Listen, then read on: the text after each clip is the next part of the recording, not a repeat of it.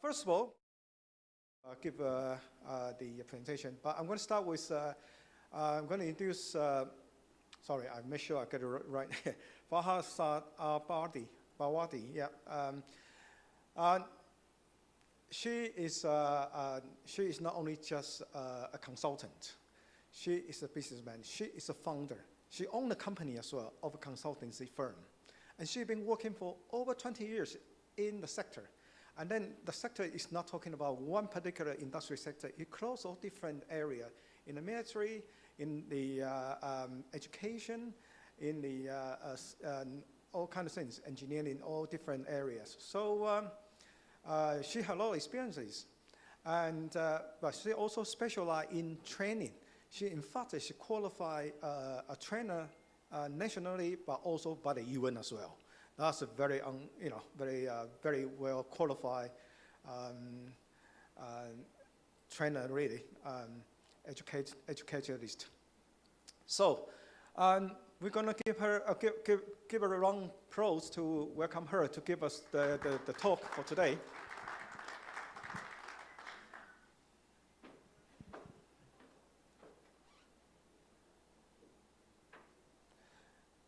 All right, the floor is all yours now. Thank you, Professor. Thank you very much. Good morning, everyone. First of all, I would like to thank the organizing committee for inviting me today. It's a privilege and an honor to be here today. It's my first visit to the university, and I'm looking forward for more visits in the near future. So once again, thank you. My name is Fadwa Al-Bouardi. As Professor mentioned, I have more than 22 years of working experience. Right now, I'm in the private sector. However, I used to be in the public sector. And during those 22 years of working experience, I had the opportunity to be exposed to different industries and different projects. I have been involved very much with entities, major entities in Saudi Arabia, like Munsha'at, who are working with the entrepreneurs, who are working with digital strategies and helping to transform ideas into actual projects by entrepreneurs. I've been working with them as a consultant for 2 years now, and we have planned to continue for the next 3 years as well. These kind of exposures, when you meet young entrepreneurs who are very ambitious and willing to dive in the digital economy components, who are willing to make something out of their ambitions when it comes to innovation, this is very inspiring, and I would like to share some stories with you today. So, okay. When we talk about the presentation, Smart Disruption, Harnessing AI to Revitalize Digital Markets, what do we mean by that? What are we looking for in AI when we talk about digital markets? We are looking for 3 main aspects. First is transforming traditional e-business models into smart ones. The second aspect is to reshape competition. And the third aspect, which is very important, it's driving innovation for sustainable advantage. When we talk about smart disruption, how do you use AI for smart disruption? Automating processes, as well as creating new value propositions. This is a key word, value propositions. I will give you some examples, and I would like also to hear from you. What do we mean by value propositions through AI? For example, if we are looking at the personalized shopping experiences, AI algorithms can actually detect, it can translate, it can analyze the preferences and the customer behavior, and it can come up with recommendations for products where we can shop in, and it will be tailored to our preferences. This is one example. Another example in logistics. AI can optimize processes in logistics. It can help to manage and track shipments. It can predict out-of-stock items, and therefore it can enhance inventory management. Another example for new value proposition. If we are looking at chatbots, AI-based chatbots, right now nobody is actually using customer service as humans because chatbots can work 24 hours every day, no vacation, and it can answer customers efficiently. I would say efficiently, however, we have to always remember that still AI has got some hallucinations. Maybe some people have heard about this term, AI hallucinations. If you are a customer and you really dig deep with the AI-based chatbot and ask too many detailed questions, AI can actually hallucinate and can come up with answers that doesn't make sense. So even though AI is being used in these markets, we have always to depend on our human judgment still at this stage. Other examples, for example, the market, if we are looking for predicting the market prices according to the competition prices, and we are automatically and dynamically changing our prices in order to fit with the market and to gain advantage. I would like also to hear from you. I gave some examples for value propositions, and I would like to hear from you. Anyone would like to share some examples for disruption, for how AI is causing disruption in the digital market? I'll be honored to hear from you as well. Anyone would like to share? Okay. So when we talk as a result of this disruption, we are having innovative market opportunities, we are having new ideas, we are paving the way to have new ideas and innovations. And also, we need to always put in mind that we have rapid change in technology. Every day we have new technologies, new emerging technologies. That's why keeping up with this space is very important in the digital market for entrepreneurs and organizations. In addition, we need to adapt proactively. We always have to think ahead, because if we don't have ideas that are flexible enough to evolve, we will end up losing jobs and opportunities in the market. The key AI technologies in our world today that are driving market transformation, machine learning. How do we use machine learning? I will give you a practical example. There is a project that I was one of the people privileged to work in this project. It's a national-based mega project in Saudi Arabia during the COVID. This project used AI not only to save lives, however, it used it also for proactive resource management. During the COVID, we needed to come up with an AI algorithm to predict the number of COVID cases in the next 6 months in all regions in Saudi Arabia. And also, we came up with an AI algorithm that can predict the ICU utilization rate so that we can know in all the hospitals, do we have enough beds in the ICU to accommodate for all those patients or not? Can you imagine a project with this? It's a mega project, it's a national project that many different organizations in Saudi Arabia worked in. So AI was used to save lives because we managed to know in prediction that this area is more vulnerable to have COVID cases, and therefore we applied more regulations to prevent and to make sure that we don't end up with this estimated number of cases, as well as resource management in the hospitals. We knew where to allocate more physicians, more beds according to these predictions. So these are actual examples for how AI can even help the healthcare, whether we are talking about private hospitals, whether we are talking about government hospitals, it will serve the same mission. Robotic process automation, RPAs, everybody knows that AI can be used to automate processes in order to help. For example, as an entrepreneur, I have a team. I know that some of the team members, they have better skills in some areas than others.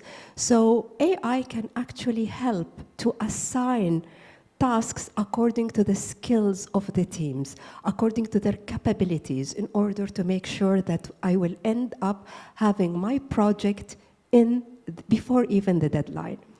Also, it can help us, as you know, everybody, we don't have time anymore to take meeting notes or to do this kind of agenda, future agenda. So AI is helping us through automation to do all this. So it is saving a lot of time for entrepreneurs as well. It can summarize important long meetings. It can do all this kind of routine jobs. And at the end, humans are to judge on what AI is doing. This is very important. AI is just a means. However, we are still, as a human, need to judge. Natural language processing, this is where AI understands the human language, whether it's the different languages, whether it's different dialects in the same country. Computer vision, this is where AI analyzes videos and images and can come up with valid interpretations for that. So all these technologies, it enable intelligent automation, personalized experiences, and foster new product development to differentiate offerings and optimize operations. So this is a summary, a slide for what I have mentioned for us to shift value from manual tasks to automated data-driven services, to enable dynamic pricing that adapts to market demand in real time, to support predictive inventory management for optimized stock levels and out of stock. And this is extremely helpful in pharmacy, in marketing, in e-commerce. Also drives personalized marketing to enhance customer engagement and loyalty. Like I have mentioned, when you go to an application and you start finding the products that you are interested in, this will make you even more encouraged to use those AI-based algorithm tools. And also challenges incumbents to rethink value chains and adopt digital innovation. It's like a cycle, it's like an iterative cycle of value, creating more innovation, creating more value, and so on. There's a phrase that I like very much. AI is not used only to disrupt market. AI is used to create new markets. And this is a phrase that I believe in. Also increasing the overall business agility and competitiveness in evolving markets. What do we mean by redefining competitive landscapes through AI? How do we reshape and redefine competition? AI, it lowers entry barriers, empowering new entrants with agile data-centric business models. As an example, when we had OpenAI, it was disruptive to the market. All of a sudden, we ended up having generative AI. It's a genius idea that everybody right now is using. Enterprises and companies face rising pressure to adopt AI, or risk becomes obsolete. If you don't use AI, you are going to actually eventually end your business, because right now, all the capabilities through technology is using AI. Competitive advantage hinges increasingly on data assets, AI capabilities, and rapid product innovation. And success depends on thriving within evolving digital ecosystems enabled by AI integration. Now, this point is very important. Let me tell you more about digital economy. There are various components to the digital economy. AI is just one tiny component as an emerging technology in the diagram of the digital economy. So we should not think about AI as everything. We should look more strategically at the big picture of the digital economy. We have emerging technologies. AI is only one technology. However, we have other important technologies that also integrate with AI in order for us to rise as a country. For example, emerging technologies, it includes the current 5G, future 6G, Internet of Things, AI, cybersecurity, and more. These are all emerging technologies. In this diagram of the digital economy, we have a very important pillar called enablers.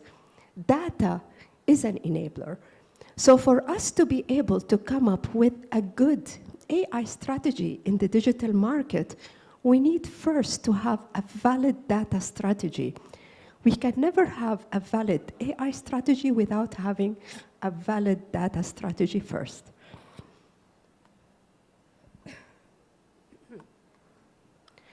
We have strategic approaches to leverage the AI disruption, investing in building and retaining AI talent to drive innovation and expertise, integrating AI technologies into core operations to enhance decision-making and efficiency. AI is not a stranger in our processes. If AI is an external, isolated component, we will never be able to successfully adopt AI into our business. AI needs to seamlessly integrate in our processes.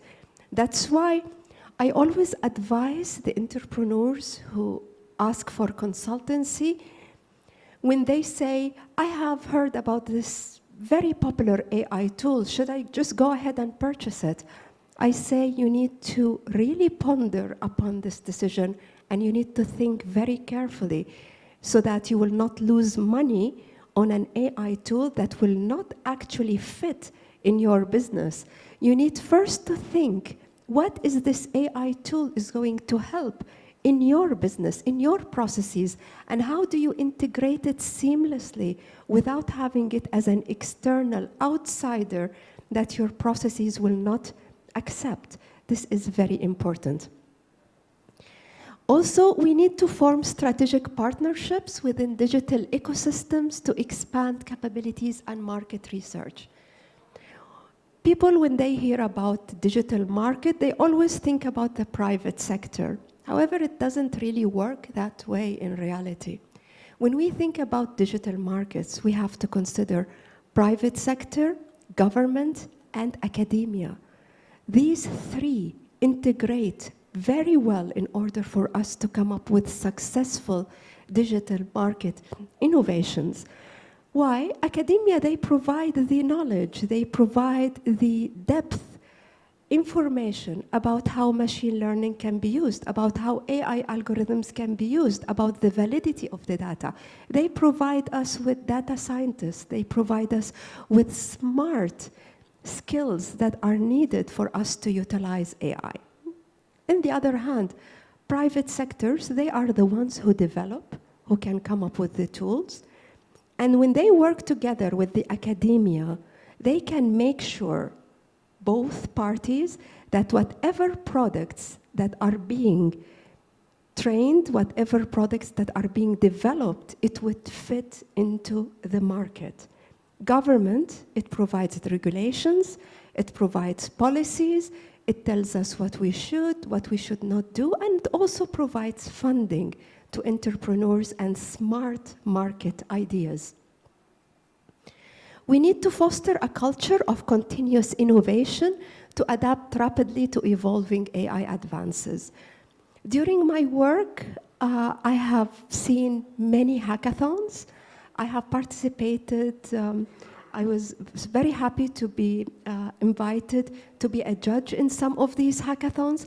I have seen brilliant ideas from the different teams in order to really adopt in the different industries in Saudi Arabia. And how those smart teams work, they look at the open data. Of course, in Saudi Arabia, we have a national open data portal. This portal, all the different governments, they provide open data sets and they provide it in this portal so that researchers can actually use this data. And of course, there are some international KPIs that are related to that. What researchers do when they look at this open data, free data, they can detect gaps, they can detect opportunities for them to come up with ideas to solve challenges that some of the government entities they may have. And this can help them to come up with innovative ideas to propose in the hackathons. So this is just one way of really becoming a successful entrepreneur, to look for what is missing and how AI can help with that. Leveraging AI disruption to unlock new revenue streams, improve efficiency, and enhance customer experiences, as we have mentioned in the personalized shopping experience as an example. When we are building AI-enabled digital ecosystems, we have to think about the diverse stakeholders and how they all work together. We have to think about open platforms and interoperability, like I have mentioned. I would say one of the biggest challenges is when a vendor provides you with a system that is a black box. It's going to be very difficult to utilize AI if AI is not embedded by default in this black box. Because for you to come up with a smart AI-based idea, you need data. So if you don't have this kind of interoperability between the systems and you have standards that would fit all those systems, you are not going to be able to come up with the AI solutions that you need. That's why interoperability is very important. Data sharing and collaboration, just like I said, the Saudi National Open Data Portal, it's there for secure data sharing, and also when you have secure data exchange through cloud services, for example, it will also help very much to fit in the big picture of utilizing AI. Trust frameworks to robust trust and security mechanisms. This will help to build confidence among ecosystem participants, enabling sustained value creation. So this is more like a summary slide for what we have covered.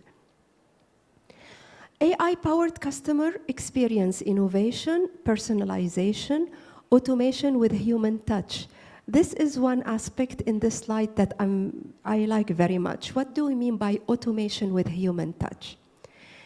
AI, it can help us with the data, with the analysis, with analyzing big data and so on. However, what about emotional intelligence? What about judging on the results of this data in order to come up with decision making? We need the human touch. They always say that there are two layers for AI. The prediction layer, this is where AI is very good at. It's predicting after analyzing the data. The second layer is the judging, whether AI is doing good or not, whether AI is giving us the correct results or not. This judging layer is still done by humans. Maybe people who work in the cybersecurity would know the term that I'm going to mention now, data poisoning. Data poisoning, it's a term where hackers go in a system, they don't mess up the system. You will not even notice that anything is wrong. They will just go to the system, they will hack it. All they will do is they will insert huge amount of wrong data that the AI algorithm will read, and definitely it will skew up the results. So you will not even know that you are having wrong results due to this hacking attempt. So it is very important to keep cybersecurity aligned with AI as two important elements together. Respecting privacy, patient confidentiality and patient privacy is one of the major topics that everybody is concerned about in the different areas, whether finance, whether healthcare, and so on. And providing real-time insights. We have 4 types of analytics. The first type is the descriptive analytics. The second type is the diagnostic analytics. The third type is the predictive analytics. And the fourth type is the preventive analytics. The preventive analytics, it depends on how we are predicting future KPIs and how we can come up with ways to mitigate and to make sure that the risks don't end up as issues. And we have the sentiment analysis. How does AI help us as entrepreneurs? Let's say you are working in a company and you are working with a team, and we are humans. Some people, they don't really like each other in real life. Some people, they have some kind of conflict. And when they send emails to each other, they might be a little bit aggressive or defensive or passive-aggressive, you name it. AI can actually help project leaders with this through sentiment analysis. They can figure out, through analyzing the tone of the emails, if there is something wrong with the team members, and it can help to suggest scenarios in order to overcome these issues. I would like to mention that sentiment analysis is not only used in the digital markets by entrepreneurs, it's also being used in diplomacy. I have attended summits where politicians and diplomats, they are discussing how AI can help with sentiment analysis in order to help with resolving conflicts between countries. This is how AI can be very effective. Boosting operational efficiency with AI automation by supply chain management automation to optimize the inventory, as I have mentioned, forecasting if there will be out-of-stock items, also logistics to cut costs and errors. Of course, AI helps with resource allocation, as well as it helps with reducing errors. In manufacturing, for example, when we have the AI-based sensors, the different cameras, it can detect issues in the manufacturing. If you are, for example, building up a car and there is a default in one of the components, the human eye may not see it. However, AI can actually detect it and can even predict in manufacturing if there is going to be a future issue related to manufacture errors. The billing processes, it can be automated with AI, reducing manual errors and accelerating invoice generation. Customer service, as I have mentioned, predictive maintenance to forecast equipment failures, and this is used in many areas, especially even in the oil industry now. This will help to minimize the downtime and the repair costs. So you can see how AI is helping in many strategic objectives, reducing costs, saving lives, even optimizing processes, resource allocation, you name it. However, AI needs to be used very wisely. Intelligent resource allocation, like I have mentioned, overall AI automation enables organizations to focus on strategic priorities by enhancing operational agility. Data as the foundation of AI disruption. Many of you, I'm sure they have heard about the DAMA components for data management. We have 11 components in DAMA: data governance, data quality, data architecture, data design and modeling, metadata, the analytics and business intelligence. All these components are part of the DAMA, and they are very important parts in order for us to have valid data, high quality data. So we need to have this data strategy first before AI strategy. We need to invest in data collection, management, governance, integration, which is very important, and have data strategies that will enable predictive insights, personalization, and innovation. An organization must address challenges in data integration and privacy, as I have mentioned. Building organizational strength for AI success, we need to have strong expertise in data science and agile development. We need to have change management. We need to have cross-functional collaboration. We need to reshape the culture in order to embrace AI.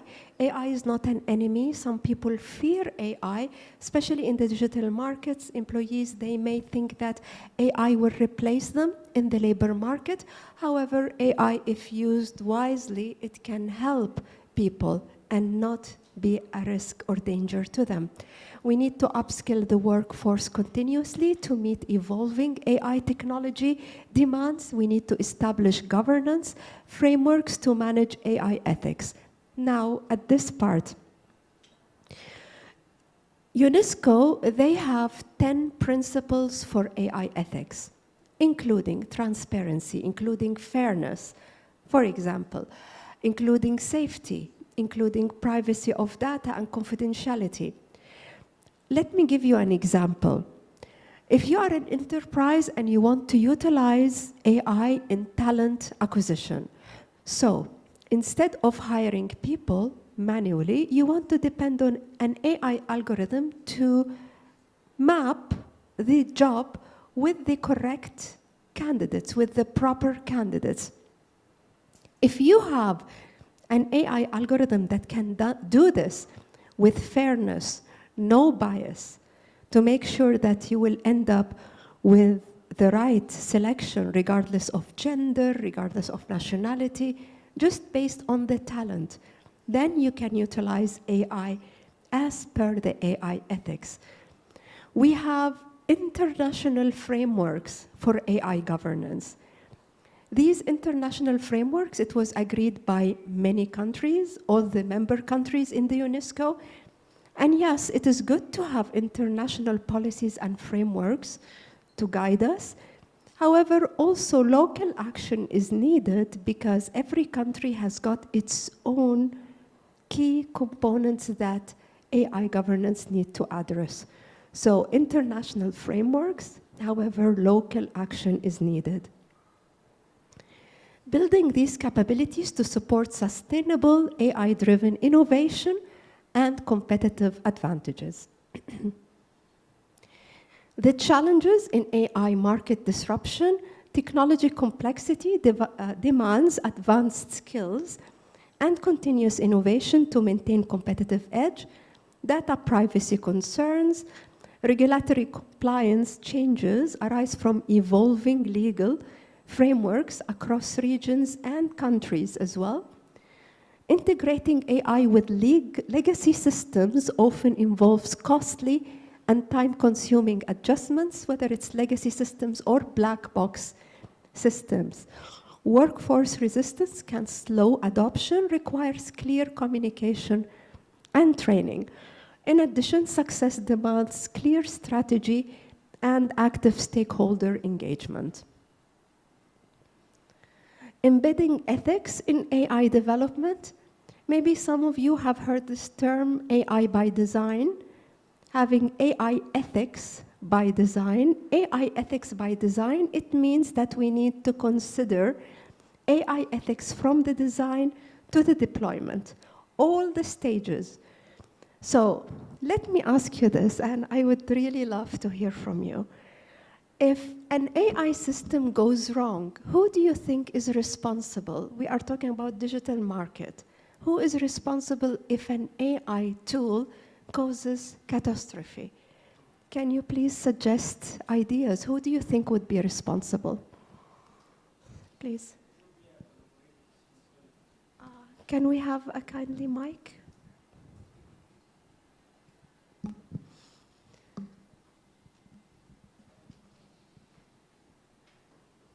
Thank you. It should be a shared responsibility between the stakeholders. Perfect, perfect. You just gave the smart answer. Some people would say the manufacturers, some people would say the people who use the technology, some people would say the company that manufactured the tool. However, it's a shared responsibility, even through the regulations from the government. If there are no sufficient regulations and policies, then it also will be part of the responsibility. I totally agree. Thank you. Does anyone would like to add anything to this question? This is just my opinion. I think it would be the person, the decision maker who put the AI system there in the first place. Okay. That person who has put that, who has taken the human out of the loop, okay, would be responsible. Thank you very much. I agree with you. He will be the person on the top of the list to take responsibility. Yes, I would agree with that. Thank you. Any other suggestions? Okay. So embedding ethics in AI development is to ensure transparency in AI decision-making processes, to foster trust, and to promote fairness, and to establish clear accountability frameworks for AI systems, and protect the privacy by implementing robust data security and compliance measures, as well as develop governance policies to mitigate unintended consequences and build trust with customers. How do we measure AI impact and ROI? By establishing clear KPIs aligned with strategic goals to ensure AI success, to measure the revenue growth, to evaluate the operational efficiency, to assess innovation outcomes, to track the customer engagement, as well as ensure the value realization. Leaderships, we are all leaders. We are all leaders in our areas. Whether you are a CEO, whether you are a newly employed staff, we are all leaders in our areas. And I always believe that an employee, even if it's a fresh graduate who joins an enterprise, they need to think about the whole overall strategy of the organization. They need to understand it very well. They need to understand how the operational plans that they are working in one component of it, how it is aligned with the strategic objectives of the organization, and how the strategic objectives of the organizations aligns with Vision 2030 objectives. This whole picture, it needs to be absorbed by everyone in the society. This is quite important. Champion a culture of innovation. Every idea is valid. Every idea is valid. And you can come up with even more implementation routes for the ideas. So it is always good to hear from everybody. Align AI strategy closely with overall business goals. Ensure effective resource allocation for AI projects. And I'm going to talk about this point in the next slide. Communicate a clear, compelling vision for AI transformation and manage organizational change to facilitate smooth AI adoption, as well as promote ethical AI use to build trust internally and externally. How do we harness AI to shape tomorrow's digital markets? Generative AI, as I have mentioned, now people are talking about agent AIs, about generative AIs, about unlocking new digital market segments and creating new innovative opportunities and new markets through AI. AI-driven insights will enhance decision-making across industries, improving agility and competitiveness. Is it important to have enough data sets in one industry and come up with KPIs and analytics for that industry? No, it's not enough. We need to have data sets that are integrated across all the different industries. This is very important in order to come up with strategic decision-making on the top level.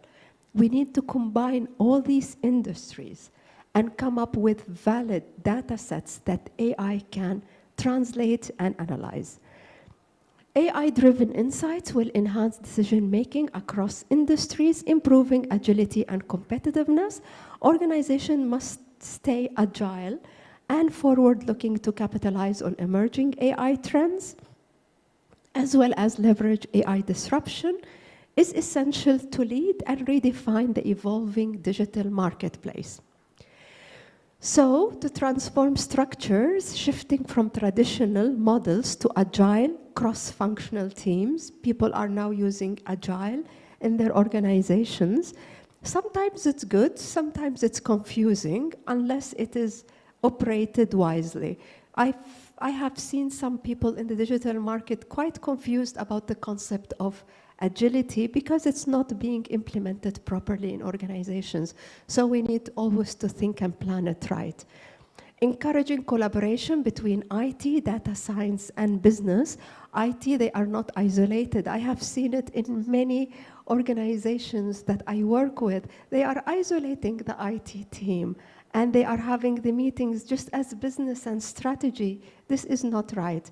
They need always to involve the IT department in all meetings, especially the strategic ones. Adopt flexible structures to accelerate innovation cycles and improve organizational responsiveness to AI-driven market. Regulating AI in digital market is just a summary by ensuring data privacy, algorithm transparency, maintaining fairness, and continuously monitor emerging regulations. This is important. Why? Because AI, we need to monitor, regularly assess the impact of AI, of using AI in our organizations. This needs to be done by regular assessments. We need to measure the impact. We need to monitor the AI systems to make sure that they are compliant with the AI ethics. This is quite vital. And protect the reputational integrity by proactively managing compliance within complex digital ecosystems. New ideas for AI, subscription services personalized by AI-driven customer insights to boost retention and lifetime value. Another idea, platform-based markets powered by AI to optimize matching, pricing, and user experience at scale, as well as observing what other competitors are doing and trying to be better. Outcome-based pricing models, leveraging AI to measure and deliver value tied directly to the customer results. If they notice that a certain segment of customers, for example, they are maybe hesitant to buy certain product due to the price, then they need to be very proactive and manage their pricing scheme and strategy to lower the prices of that product and so on. Like the sky is the limit for how you can improve your marketing strategies. And AI-driven innovation enables differentiation, enhances customer loyalty, and diversify revenue streams. This is the slide that I wanted to mention to you, aligning AI with corporate strategy for impact. Do we need to just adopt AI for the sake of adopting AI? The answer is no. We need to adopt AI based on defining our strategic objectives, assessing AI capabilities, what this tool will do for us. Sometimes there are many tools, AI tools, that are brilliant. However, they don't serve us. They don't serve our scope as an enterprise. Align the AI initiatives now in order for us to have an AI implementation, integration, all these kind of projects that are related to AI, we need to align it and make sure that it fits with our corporate strategy. And then we have risk management. We need to know what are the risks associated with using this AI tool. It's very important always never to undermine the risks. There could be reputational risks, they could be technical risks, expenses, and so on. Develop innovation roadmap, where we are going, where we are headed, how we can have the successful implementation of AI in our enterprise. And then we need to measure and optimize outcomes and evolve and increment and maybe enhance a little bit as we go. So embracing the continuous learning to thrive in AI-driven markets, we need to commit to learning, experimentation, adaptation, have feedback loop from our customers. This is very important. We need to respect the customer privacy. If we are going to use their data, we need to make it very clear and get their agreement first. This is very important in the digital market. Create innovation labs. In Saudi Arabia, we have many accelerators, we have many entities that will actually help in order to incubate the new projects and the ideas and transform them from just regular ideas into projects and products and services that can be in the market. Promote a growth mindset culture to encourage resilience and adaptability. Not all AI projects succeed from the first time. There is a big percentage of AI, I would say, unsuccessful implementations. You need to have this resilient mindset, just like in your careers. If you are walking in a path and it doesn't work, you don't give up, you go and find another path. This is the resilient mindset that successful entrepreneurs have. And then you need to enable businesses to remain competitive and responsive to AI-driven market disruptions. Accelerating the innovation by partnering with AI technology providers to engage with startups, to collaborate with academic institutions, to join the industry consortia and collaborative ecosystems. This is how, when you are thinking about how innovation can be accelerated. Managing risks, these are the risks that we have talked about: technology failures, data breaches, computational damage, regulatory penalties, mitigating risk through robust cybersecurity, implementing crisis management planning to respond to any incident. And how we can measure success in our AI-driven digital market: by tracking innovation, by measuring customer satisfaction, by assessing ecosystem engagement, and monitoring partner and developer participation, by using balanced scorecard to align diverse matrices with strategic AI objectives. I would like to share with you a story.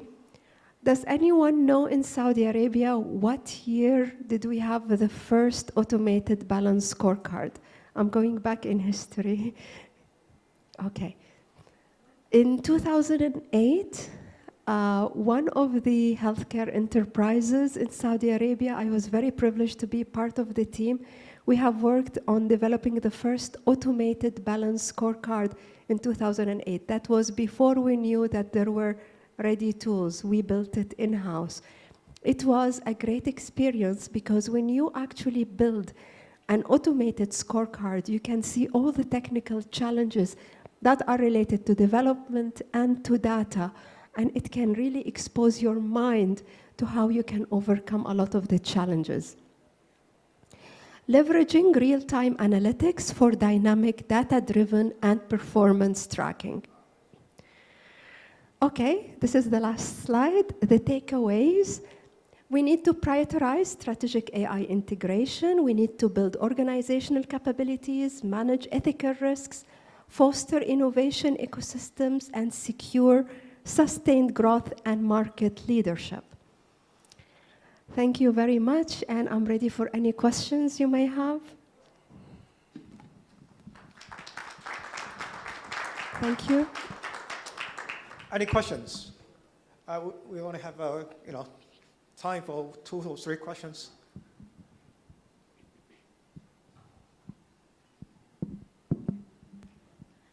Thank you very much for this insightful presentation.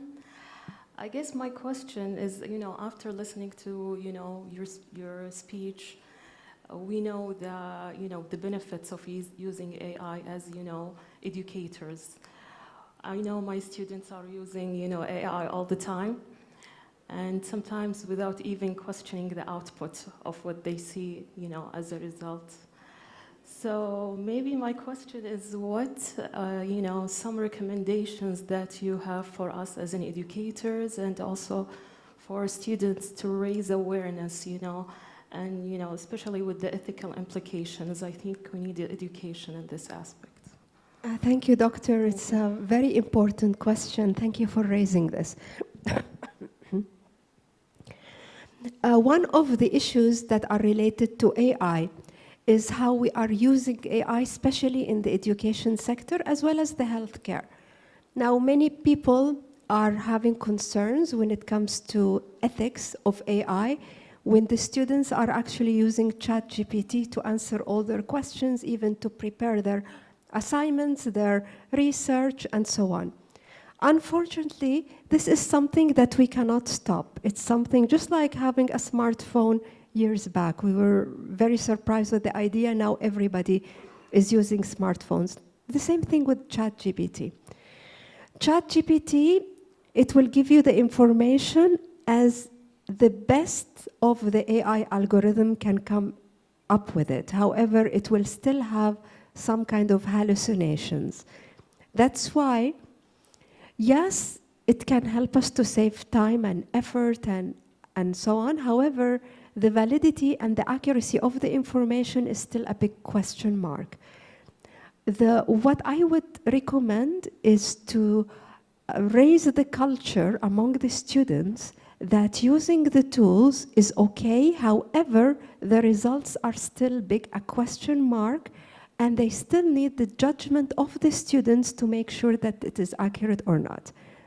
Sometimes ChatGPT can give you references that don't even exist. If you say, I want the references to this information, it will give you 10 references and none of it exists. So there could be very wrong information.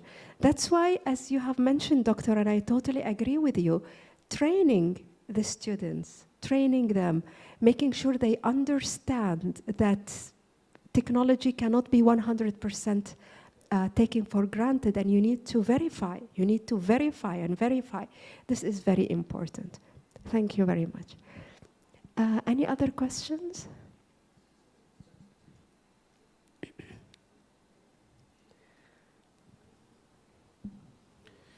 Thank you very much for nice, informative talk.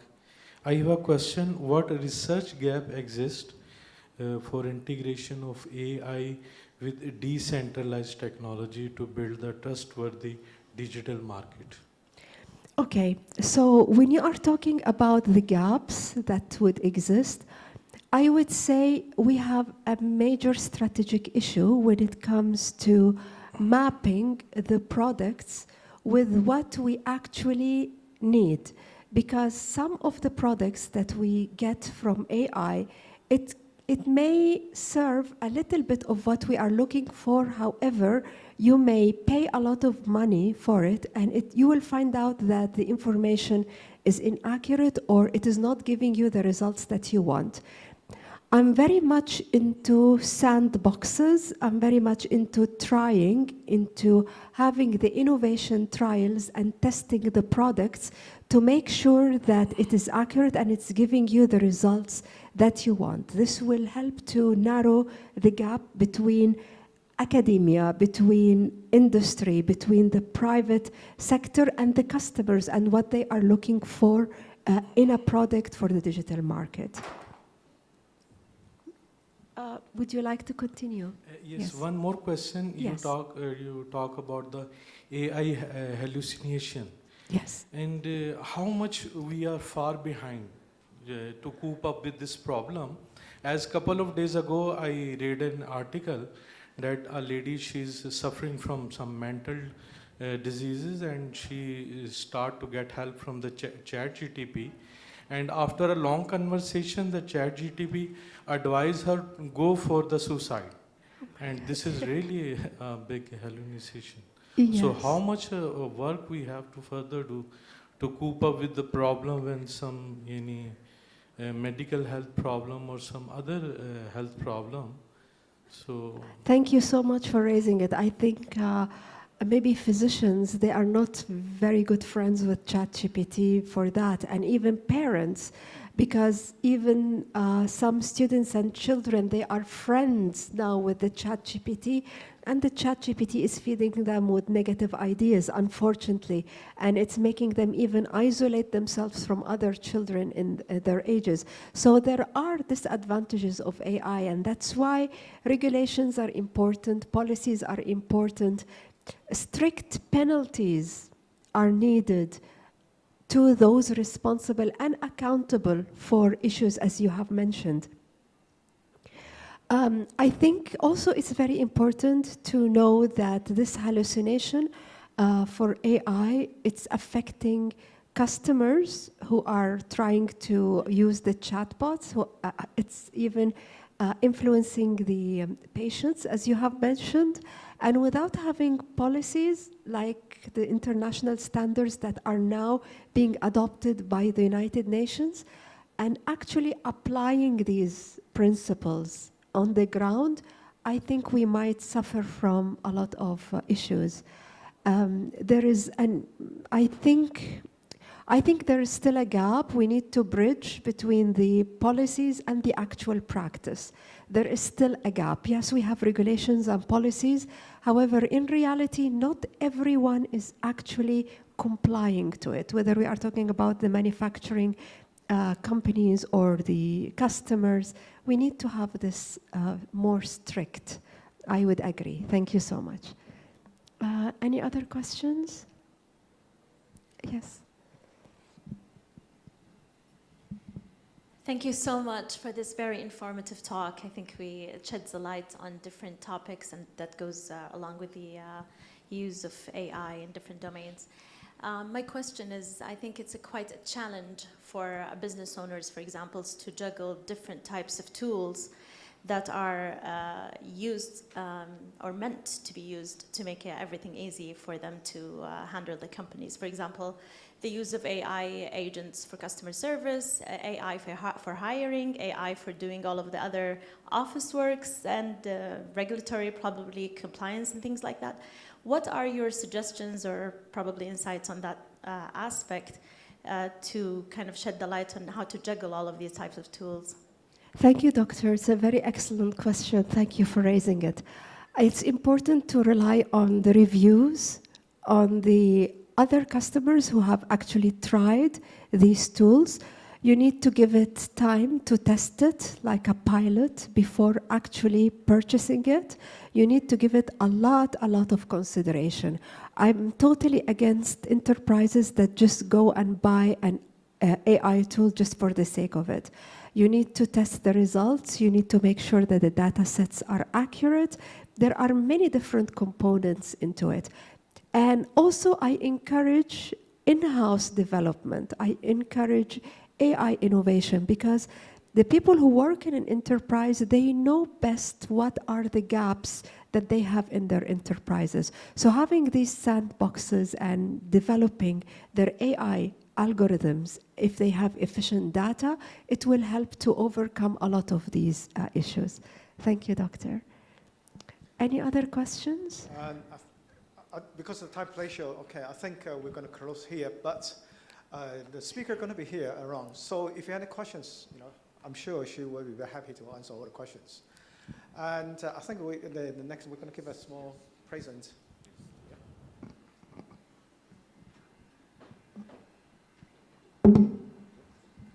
Okay, thank you very much. Thank you for Ms. Fadwa. Fadwa Al-Bouhardi for this Okay. amazing presentation. Thank you. Actually, yesterday we honored you without being with us. So we have this small... Oh, thank you so much. Thank you. Thank you. Okay. Let us be Yeah, here, please. center stage.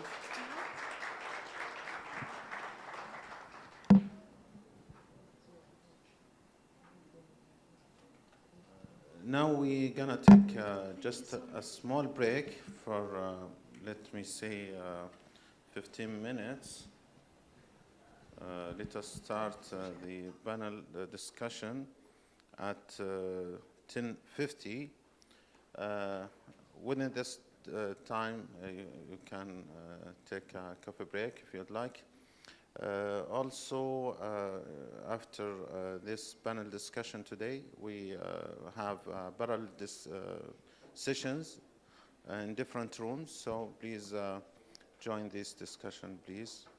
Lastly, we will close this event at 2:30. Thanks for all you to join us.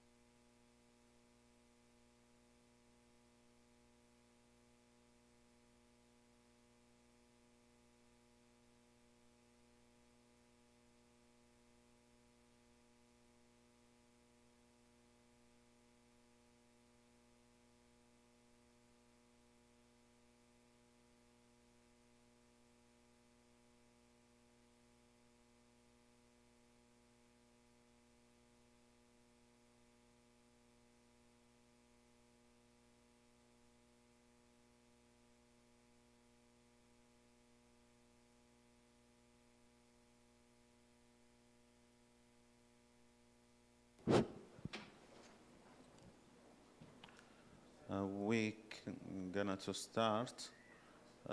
Please, Prof, if you can introduce this panel. I invite the speakers, please, panelists.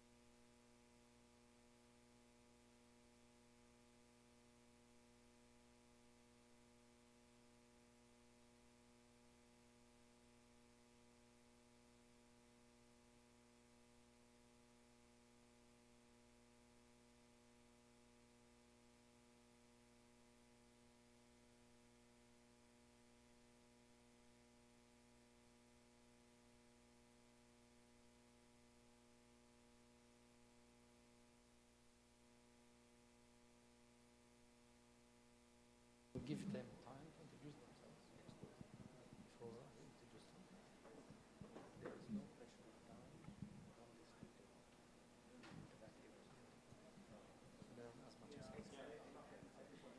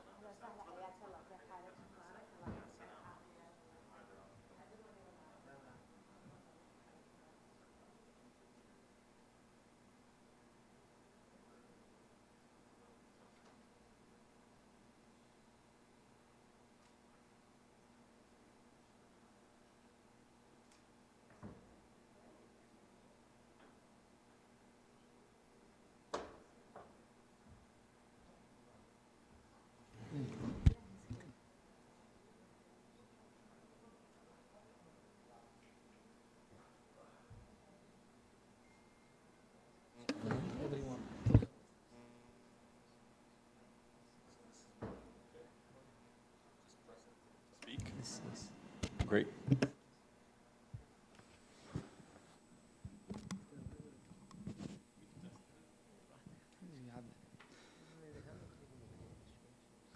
Assalamu alaikum. So good morning, everybody, and I'm very happy to see all these excited people. I'm sure, inshallah, we'll try not to disappoint you with this panel. So we got kind of commitment that we try to be helpful as much as possible and teach you. And I'm proud to be learning from all these very experienced, mashallah, panelists, my guests. So the topic will be the theme of the conference, which is on AI and use in e-commerce. And what we know, I mean, everyone knows that AI will reshape everything digital, and it will also reshape cybersecurity maybe in two ways. It will provide new enablers to cybersecurity tools, but at the same time, it's going to challenge cybersecurity. So I think this would be the theme of the discussion today. And I have my guests, Ed, Fadwa, Arwa, and Naveed. There is a blend of knowledge from academia to governance to operations, CISOs. I'm sure that we will learn, inshallah, a lot. Okay? And we would like this to be interactive also. If there's something vague, something unclear, I'm happy to take questions. Anyway, we'll have a slot for questions in the end to also hear from you, not only questions, if you have comments. And we will have the roadmap will be divided into 3 parts, very easy, very simple. What are the opportunities for AI? The second, what are the challenges? The third, how do we solve these challenges across the different areas of our speakers? I would like first to welcome everybody, and sorry for the that quick change in the time. And I would like to hear from everybody, like a short biography about yourself and what do you do, so that we can leverage your knowledge more.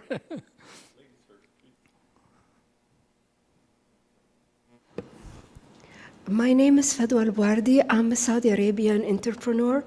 I have my own consulting office. I established it more than 3 years ago in digital transformation. I provide consultancy services as well as training. I'm also a certified trainer in Saudi Arabia.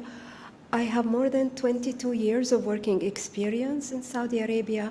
I got my master's degree in 2003 from Boston University, so I'm proud to say that I was one of the first Saudi women to have a master's degree in computer science. I'm from Generation X. I'm very happy to be here with you today, and thank you once again for inviting me. Welcome.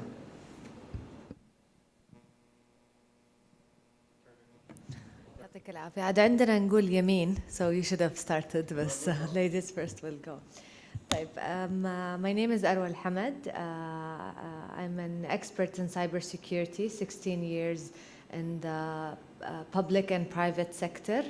I worked in government entities, international entities, and digital transformation, IT, and cybersecurity. I also work on advisory boards in universities in order to bridge academia with the real market. And also I sit on some of the boards and committees of the startups or fintech companies. Thank you. Naveed. My name is Naveed Ahmad. I'm associate professor in College of Computer and Information Sciences, Prince Sultan University, and college research director. I've done my PhD from University of Surrey in cybersecurity. I remain consultant with the United Nations, World Bank, and German embassy on digital transformation, cybersecurity, open source intelligence. Thank you very much. Ed. I'm Ed Sleeman. I've been in this industry for over 40 years now, not cybersecurity, in IT in general. I have 3 degrees in computers. The latest is a PhD ABD, which is called all but dissertation, but my wife calls it all but done because she has a real PhD with a full dissertation. So, so I've been, most of my career has been in the US. Recently, I moved to the Middle East, where I've assumed many positions in biometric security first, and then moved into cybersecurity about 16, 17 years ago. Been a CISO. I was a CISO at the Chief Information Security Officer at King Abdullah University of Science and Technology for about 10 years. And now I've been with Microsoft for about a year as their Chief Cybersecurity Advisor for the Middle East, where I advise our customers and clients on cybersecurity and AI, mainly cybersecurity though. Thank you very much. Welcome everybody. So for those who don't know me yet, I've been around yesterday. I'm Ali Shukr. I'm Associate Professor at KAUST. I'm Research Associate Professor, which means I focus on innovation, not only publication. My main area is cybersecurity and cyber resilience. Our approach is going to the kingdom and outside to see what's the pain of the industry, try to create the projects, and then we feed back with products and startups and all this kind. Thank you very much for joining me. Let me get started with the foundations. So let's understand from the academics, like the basis of cybersecurity and how can we leverage AI for cybersecurity from the defense and offense cases. I would like to hear from Dr. Navi. Okay, so when I was doing PhD in 2008 to 2013 in UK, so like there was AI, but it was only confined to image processing, speech processing. There was natural language processing, but it was less. And cybersecurity was entirely different field from AI. But with the passage of time, particularly with the rise of LLMs and generative AI, things are now changed. So from the perspective of academia and applied both, so I divide cybersecurity into 2 main areas, what we call it defensive and offensive cybersecurity. So defensive, you normally deal with antiviruses, defenders, firewalls, and offensive, you deal with the penetration testing and these sort of things. So, in the kingdom and around the world, I mean, there is a lot of opportunities in both defensive and offensive, though people believe that there is now, what you say, enough towards defensive. Antiviruses are quite mature, defenders are quite mature, but still there is a human errors as well involved with these things. So we cannot say that defensive it is the end. Still we see many things in defenders, in firewalls, many things comes particularly in IDS, IPS. So, but with this generative AI, things are now changed. Like we were, me and Ali Shukr was working on intrusion detection system. So it was based on traditional methodologies where we get feed from the threat intelligence platforms, various threat intelligence platform. But now these are not enough because now the attackers are like there are now AI attacks as well. So you need to embed the LLMs into your defense and offensive both. So in terms of opportunities, like there are a lot. Like for example, now even IC Square, if you know, very renowned organization in cybersecurity, they have also now started. In the past, they have CISSP, only cybersecurity related thing, but now they have embed AI in it. That, well, for the cybersecurity, you should learn AI as well, so that you should know whenever you design a defense mechanism, or you are planning an offensive mechanism, you should embed AI in it. So of course there are a lot of opportunities in defensive and offensive AI both, and cybersecurity both, and AI is now almost the integral part. Now we are working on generating rules for IDS using LLMs. So in the past, these rules were human-based rules, but now it will be based on the LLM.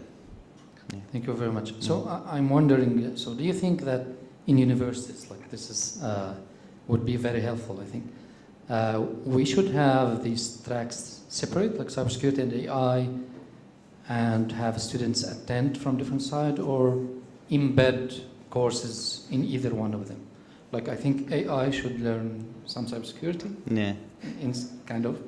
Well, of course, because you know, when AI developer or any developer, whenever they are doing any development, they don't took cybersecurity in their mind.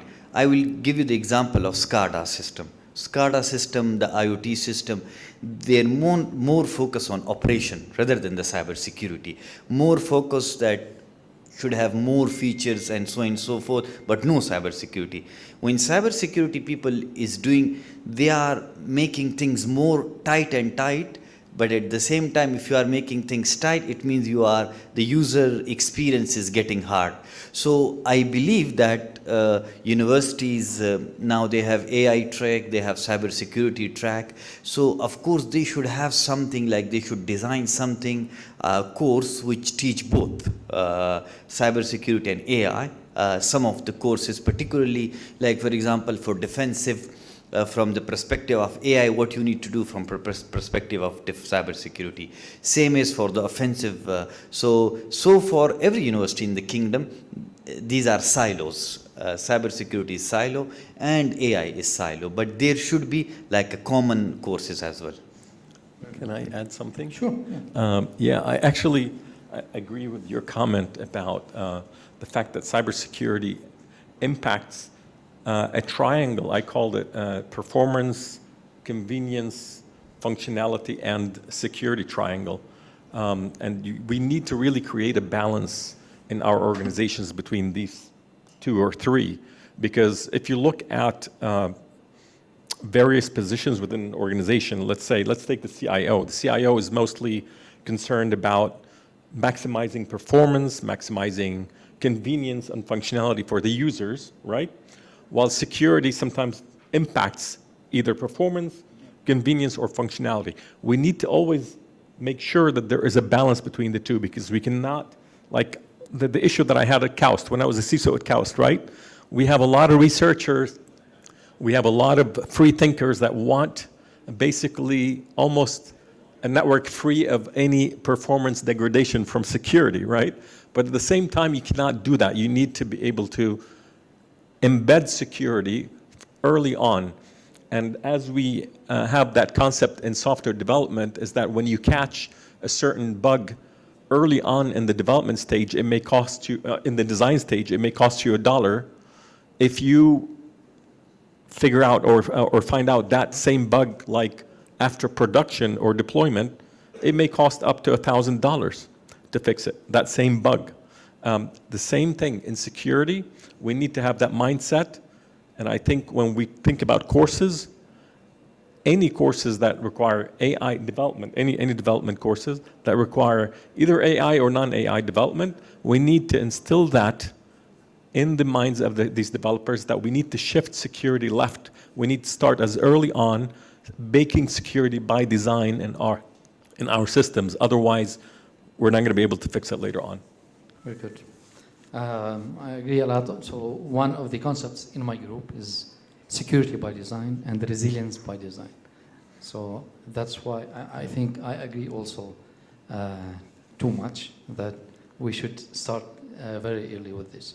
Right. So, Arwa, you have, mashallah, a huge experience in innovation in cybersecurity.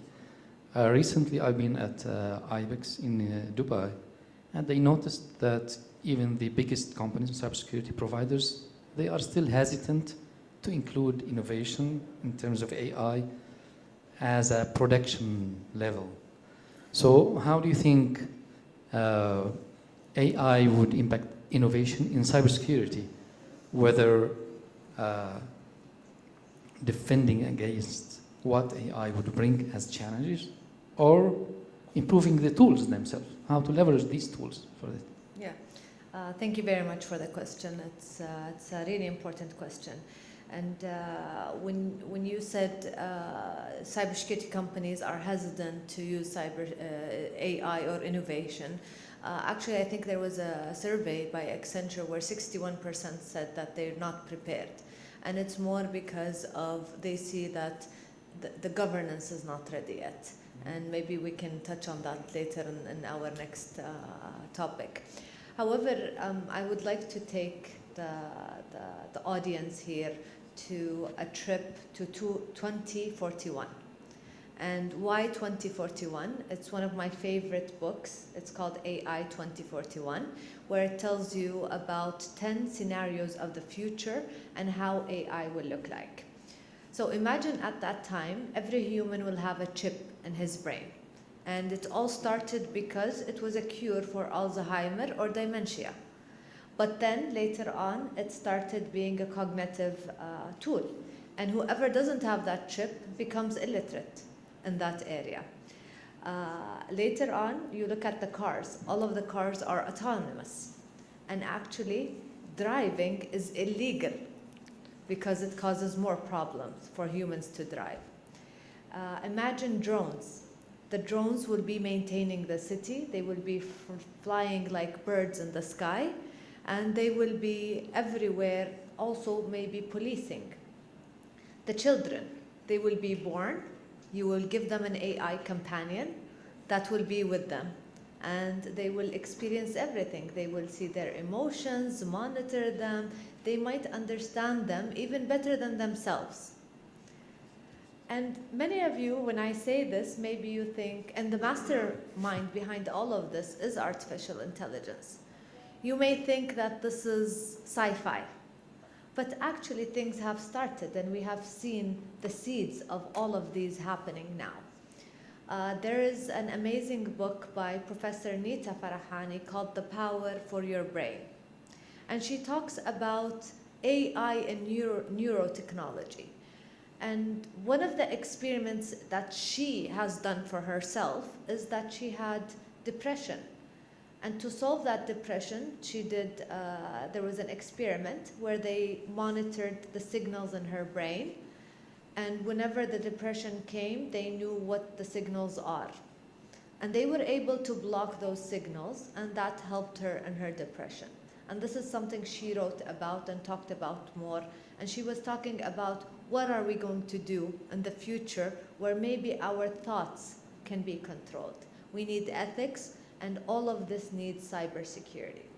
So bringing you back to today, we need to shape this kind of future. There's huge opportunities, and we don't want to stop AI because it will solve lots of our problems. It will be something beneficial. But how can we control it, and how can we make sure that we have the right controls?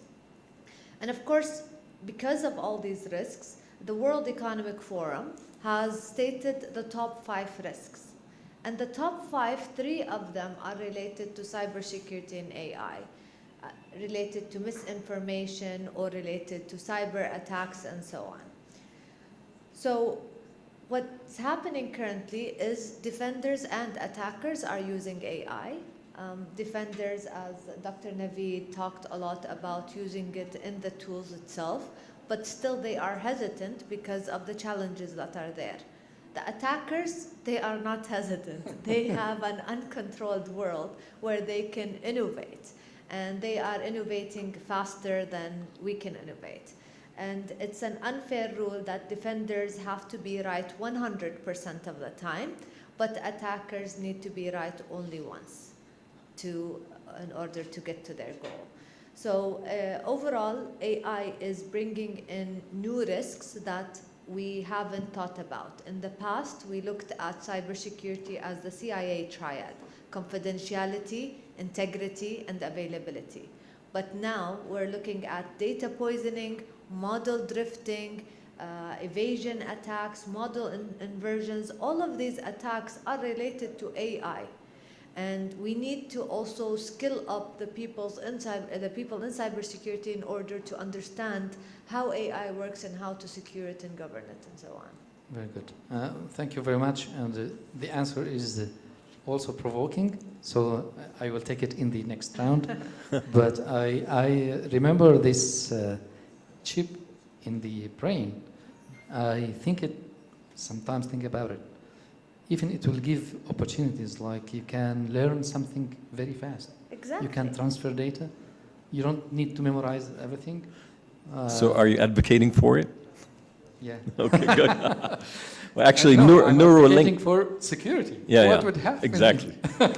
So, we say innovation or AI without security. I mean, you cannot do anything without security these days. So you have to start with trust. We have to start with security. And by the way, there is already a project going on by Elon Musk called Neuralink, which already started embedding the chips in the brain and studying the brain. Yeah, that's why I think also Arwa mentioned that it's happening. Yeah. It started. Dr. Fadwa, I listened to your use cases. You mentioned like up to 10 applications for innovation for applications. But I'm sad you did not mention cybersecurity. So what do you have about that? Okay, thank you very much. Okay, I would like to start first by mentioning that Saudi Arabia, one of the strategic objectives of Saudi Arabia is to increase the contribution of the digital economy in the GDP from 13% to more than 20% by the year 2030. And in order for Saudi Arabia to achieve this objective, there is, of course, adoption of all the different technologies, including cybersecurity. AI and cybersecurity, they work together hand in hand. I would mention also smart cities. If we would like to have smart cities, we cannot have one without the other. In general, we have 24 sectors that adopt AI, 24 sectors. Not only the e-commerce and the marketing that I talked about today in the presentation, we also have transportation, we have education, we have healthcare, we have cybersecurity, which is a major aspect, component of these sectors. AI and cybersecurity, it will help you to detect and predict what will happen in the future. It can help you to take some steps, precautions before actual attacks happen. It can help you to categorize what are the risks, when will the risk happen, when will the attack happen. And it also will analyze huge amount of data, the historical data, and the machine learning will learn from all the experiences of the attacks that had happened before and help with scenarios to prevent from similar attacks or semi-similar attacks. I totally agree with my colleague panelists that attackers and hackers, they are becoming more and more smart. I totally understand the role of AI. However, I always believe that AI is a force that needs to be steered with an ethical compass. If we don't have ethics in mind while working with AI, we might even cause more damage. Like all the experiments that are happening with the brain and the cybersecurity, how can we have cybersecurity measures to really protect humans from the major issues that can result from adopting AI? So these are all precautions that need to be taken into consideration. In the UN, there is an annual summit that mainly talks about AI for good. And it deals with all the different projects and industries and ideas that can help AI in order to be for the good of humanity.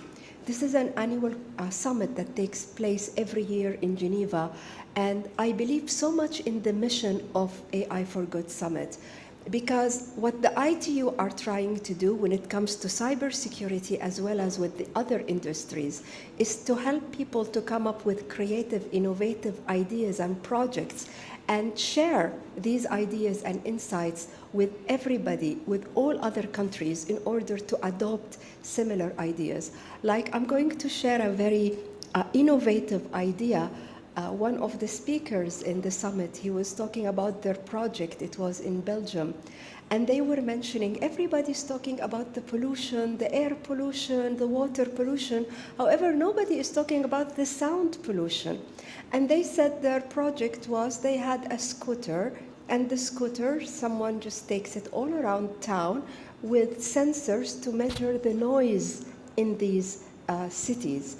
And they come up with results that the noise pollution, the sound pollution, is one of the major distractions for the human mind from them to be able to perform efficiently in their daily work. So when we talk about opportunities of AI, they are numerous and they are in many different fields, including cybersecurity. Thank you. Very good. Thank you very much. And you also mentioned in the keynote, remember, the need for humans. I mean, at the heart of this is training people. So how are we doing regarding training cybersecurity staff with AI, not the young ones? I mean, are the seniors learning stuff? And if they don't learn, would they be supporting the teams or push if they don't understand it a lot? There's a lot of programs out there that for upskilling people on AI, but they're mostly, unfortunately, focused on the young people who actually learn faster than the seniors of us. But there need to be programs that are focused more on seniors to teach them how to use these AI tools. And everyone in our industries is going to have to learn AI, otherwise the train is going to leave the station and they're not going to be able to use that technology. AI is a major force multiplier for us, and it's changing our lives by the minute. I think I mentioned even in corporations, like the use of AI, for example, at Microsoft. I was mentioning to you in the morning during breakfast that we are encouraged at Microsoft to use AI on a daily basis. And we are actually, there's a KPI for each individual and group to use AI because it creates, this force multiplier is really something that we sense on a daily basis. When I go on vacation, for example, and I come back, all I have to do is tell Copilot that, what have I missed and what kind of action items do I have for the next weeks? And it would tell me. It would even create and prepare a presentation for me on the fly for my next meeting. I tell it, okay, help me prepare for my next meeting. And it just goes, looks through all my emails, all of my meeting minutes that I've compiled before, and creates that. So it is a major augmentation for humans to learn faster, and it is a force multiplier. So we really have to use it to our advantage to be able to advance. Oh, and we started talking about AI only 2 or 3 years ago. Of course, most of you in academia have seen AI since the 60s, right? I mean, when I did my PhD, I did take a couple courses in AI, and mainly they were, I would say, pattern matching, machine learning based algorithms and stuff like that. There were no generative AI at that time. But generative AI is what brought actually the AI to the front for users, right? It made it, it highlighted it and allowed us to use it in our daily lives. And it's very important for us to know that. And not only it's using and touching humans, but it's also touching the way we do work. For example, from AI's inception, which is 2 years back, until now, which is, I think that the first year is the year of the agents, We started hearing about agents earlier this year. IDC predicts that by 2028, we will have 1.3 billion agents. 1.3 billion agents. I want to just ask some of you a question about LLM, not LLMs, just general models. It could be SLMs or LLMs. Microsoft right now, we have something called, I'm not trying to plug Microsoft, but I just want to give you an idea about the immensity of this AI and the fast way it's moving. How many models do you think that we provide our developers? If you're a developer on Azure AI Foundry, you will have access to AI models. How many do you think we give you access to? You want to take a guess, Dr. Ali? That how many you have access to if you want to develop something now with AI and you have models at your disposal. We have up to date, to yesterday, because it could change today, 11,000 plus models. 11,000 models. Of course, they're not all LLMs. The LLMs are known, but we provide with that also the proper governance and security. And that's what I wanted to stress on also again. Like Arwa mentioned earlier, is that we need to speak about governance and security of AI before we use it. This 2041 vision is real, and I haven't read that book. It's very intriguing. I'd like to read it, but I've been thinking about it. Actually, my daughter is going for her medical degree, and she finishes in about 6 years. She just started. I keep telling her, you may not find a job by the time you finish. And she laughs me off. I tell her, I'm in the trenches. I see the advancement of AI, and I see how fast AI is moving. Microsoft writes software, right? I'm sure you know that we produce billions of lines of code. What percentage of our code is written by AI, you think? As of today, 37% of our code is written by AI. I anticipate that this percentage will increase on a yearly basis by at least 30 to 40%, if it's not logarithmic, right? And we may get to 100% written by AI. So, and it's going to be a self-patching, self-learning, self-healing programs eventually. So I predict even cybersecurity, the merger of cybersecurity and AI is going to be a great thing for our software.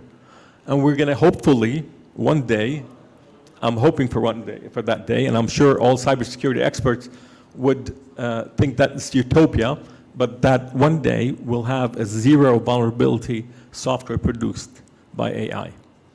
That's going to take time, because with generative AI, you all know it started with hallucinations at the beginning, but we've gone a long way since 2022 and 2023 when it used to hallucinate. Because when I first asked it, the first question about how did a certain figure in Islam die in the first year of 2023, the AI said that person died in an explosion 1,400 years ago. There were no explosions or bombs at that time. So the hallucination, since that time, the hallucinations have gone away, and I think they're improving day by day. And we're going to get to a point where we may not have 100%, but we will have close to 100% vulnerability-free software. But like I think someone mentioned, I think in the keynote earlier also, I'd like to stress that human in the loop is extremely important. I think there was a mention that there's the prediction and then the judgment layer or the decision layer. I think we need for a while to keep the decision in the human who's deciding and judging that. Very good. Thank you. So for all this, we need probably to graduate new students that are competent and capable to do this stuff, right? So, right. Dr. Naveed, what do you think, how do you think that our position is in Saudi Arabia and the world in terms of cybersecurity and AI? Well, what Suleiman said, I also like, I mean, when I was thinking yesterday, I talked to one of my friend that maybe like after 3-4 years in developing countries, not developed, but developing countries, what the professors will do, because they are far behind in the race. Like if I consider Pakistan, so AI is not embedded so much in the curriculum. Still, like, I mean, there are even not including the AI courses. So, for example, a student would learn better than the teacher.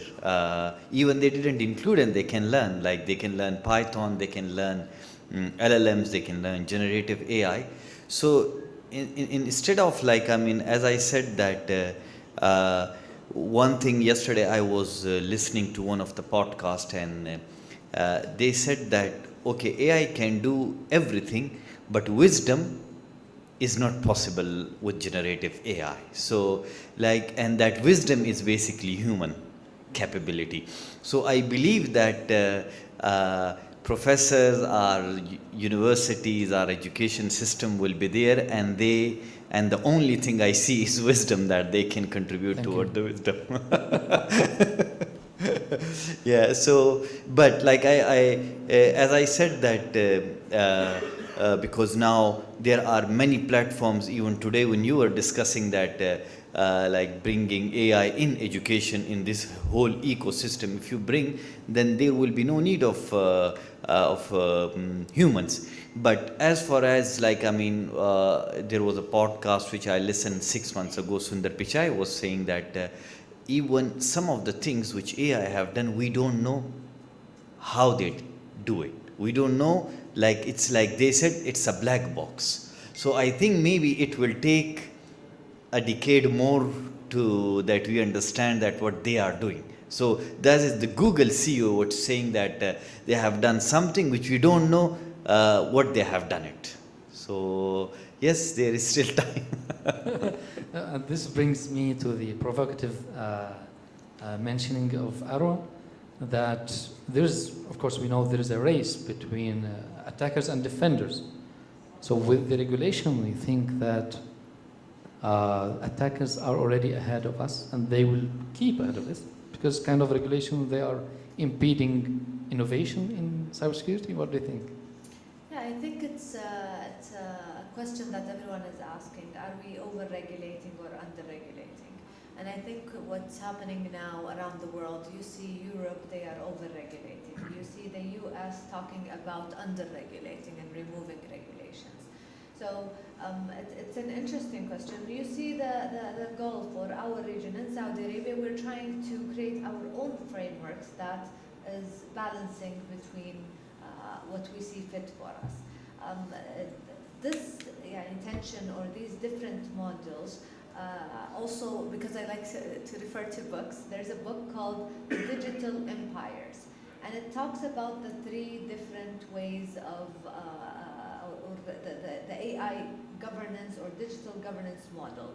The first one is for the US model, where the market power is driving this kind of regulation. And then you have the Chinese model, where it's state controlled. And then you have the Europe, where it's rights and regulations. So these different models, these are the most famous ones that we're currently seeing. But what our job is how can we balance between all of these to make sure we have the freedom, we don't kill the innovation, and we keep the protection for the people and their rights. So if you over-regulate, you're suffocating innovation, and if you under-regulate, you are risking losing control of things. So I believe something like innovative regulations, where you can be able, the regulation can evolve fast, not take longer than expected. Regulation sandbox, where you put something in a sandbox and you let it, you test it, and you see what happens. And also, maybe the most important thing is collaboration. We need collaboration between the policymakers, the people, or the people in the market, the entrepreneurs, entrepreneurs, the private sector, and also the ethics, the people from ethics and technology and so on. So having these, I think, will help guide us, but I don't think that anyone has found the right formula or the right way of doing regulations. Thank you very much. So it's even hard. I mean, what would be the measure? How you would test the regulation is not an easy thing, even in this case. So yesterday in my talk, I was mentioning that there's no kind of penetration testing for AI still. There is. Or benchmarking, like a broad one. Like there are selected ones. Or kind of broad benchmarking, like regulators can use. And so do you know something about this, Dr. Fallon? Yes, I believe that AI governance, it needs to be flexible and adaptive enough in order for it to translate policies into actionable implementations that organizations can do. If the policies are so rigid, you will actually not be able to have innovative solutions. And I recall one of the European countries that I have met in one of the conferences. He was actually mentioning about the EU AI Act, and he was saying that his company is kind of suffering somehow because of these regulations. They want to invent and they want to come up with very creative solutions. However, they have to comply with the regulations in the EU AI Act. Also, I would like to mention another point. There is a report in July by the International Labour Organization, the ILO report in July this year. They were categorizing some of the risks that AI is imposing on jobs in the labor market, and they categorized the jobs into 3 categories: high risk, medium risk, and low risk. The high risk jobs that will eventually, I agree with my colleague panelists, that there will be jobs that will be very high risk of disappearing in the coming years. And some of these jobs, as mentioned in the report, they include customer support, delivery workers, and others. And some of the medium risk jobs, they would include, for example, surgeons. They would include actually teachers and professors, because right now there are some robots that are being trained to teach students, which is still under testing, as well as consultants. There are some robot consultants but and they cannot CEOs. do wisdom, right? and CEOs and panelists. There are robot panelists. So these things are evolving so quickly. And the low risk, they were talking about air traffic engineers, because still air traffic is a very, very critical area where they cannot depend on AI very heavily, because it can actually, any slight error, it can cause damage, it can cause serious crisis. So these debates are very interesting to know about the future of AI and how AI governance is going to be taking place in all these areas. Thank you very much. Yeah. So you mentioned a very good point, which is we did not mention, is the control, the decision level and control. I think this is very dangerous. And yesterday I had a conversation with someone from a company, known company, where they have kind of conflict between the OT system and IT system. And the CISO doesn't want to include the OT under his umbrella because he thinks that's dangerous. And he said, until I die, I will not do this. So I'd like to hear from this, from Ed. Look, what do we see CISOs are thinking of? Are they prepared to take this step? Yeah, I mean, and this is a very interesting question. And can you hear me okay? Okay. It's a very interesting question because there is a huge push to IT or to converge OT into IT. And the reason for that is, of course, convenience, like we said earlier, is one of them. And what happened is what drove this push for this convergence is the COVID times. You know, in the old days, you know, engineers would go to plants and physically control the equipment, either the SCADA or the actual, what do you call it, the PC boards or whatever, or the PCI boards or whatever.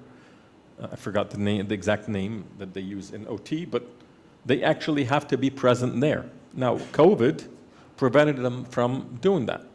So there had to be a new methods devised for these engineers to be able to control these systems remotely. And this is where the gap started happening. But then companies and you know, the private sector is coming up with solutions, of course, to do that, which is basically importing what they've learned, the experiences that they've learned in IT into OT, so that when this convergence happens, we would have the proper security in place. But yet, it's still very hard to do because, you know, with security controls in the IT, there's still remote connectivity, and there's still a risk. As CISOs, what we do, and most CISOs know that we do manage risk. There's no way you can manage risk to reduce it to zero. You can mitigate risk to a certain risk appetite that's defined by your organization, but you can never reduce risk to zero. So there's always this fine line between OT and IT, and once you converge more OT into IT, you're going to have issues.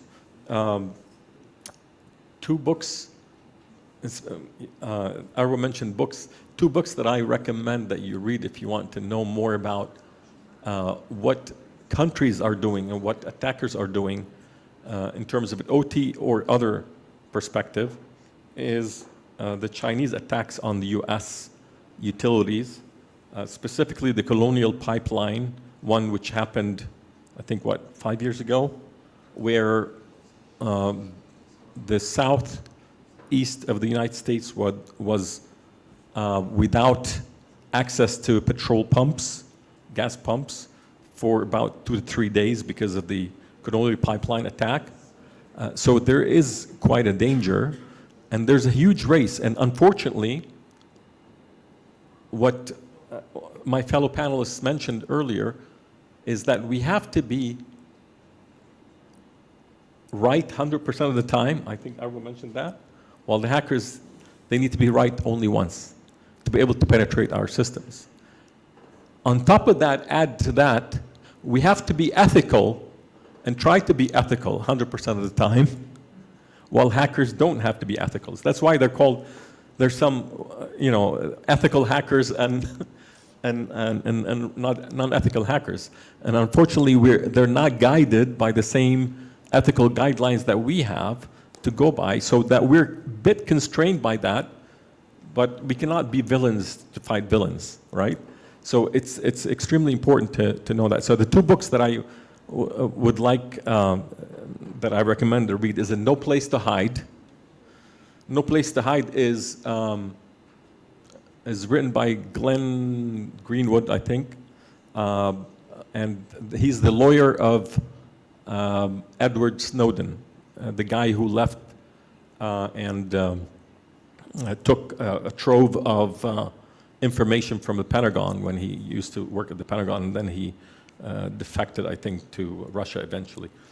And another book that I'm reading right now by Nicole Perlroth called This Is How They Tell Me the World Ends.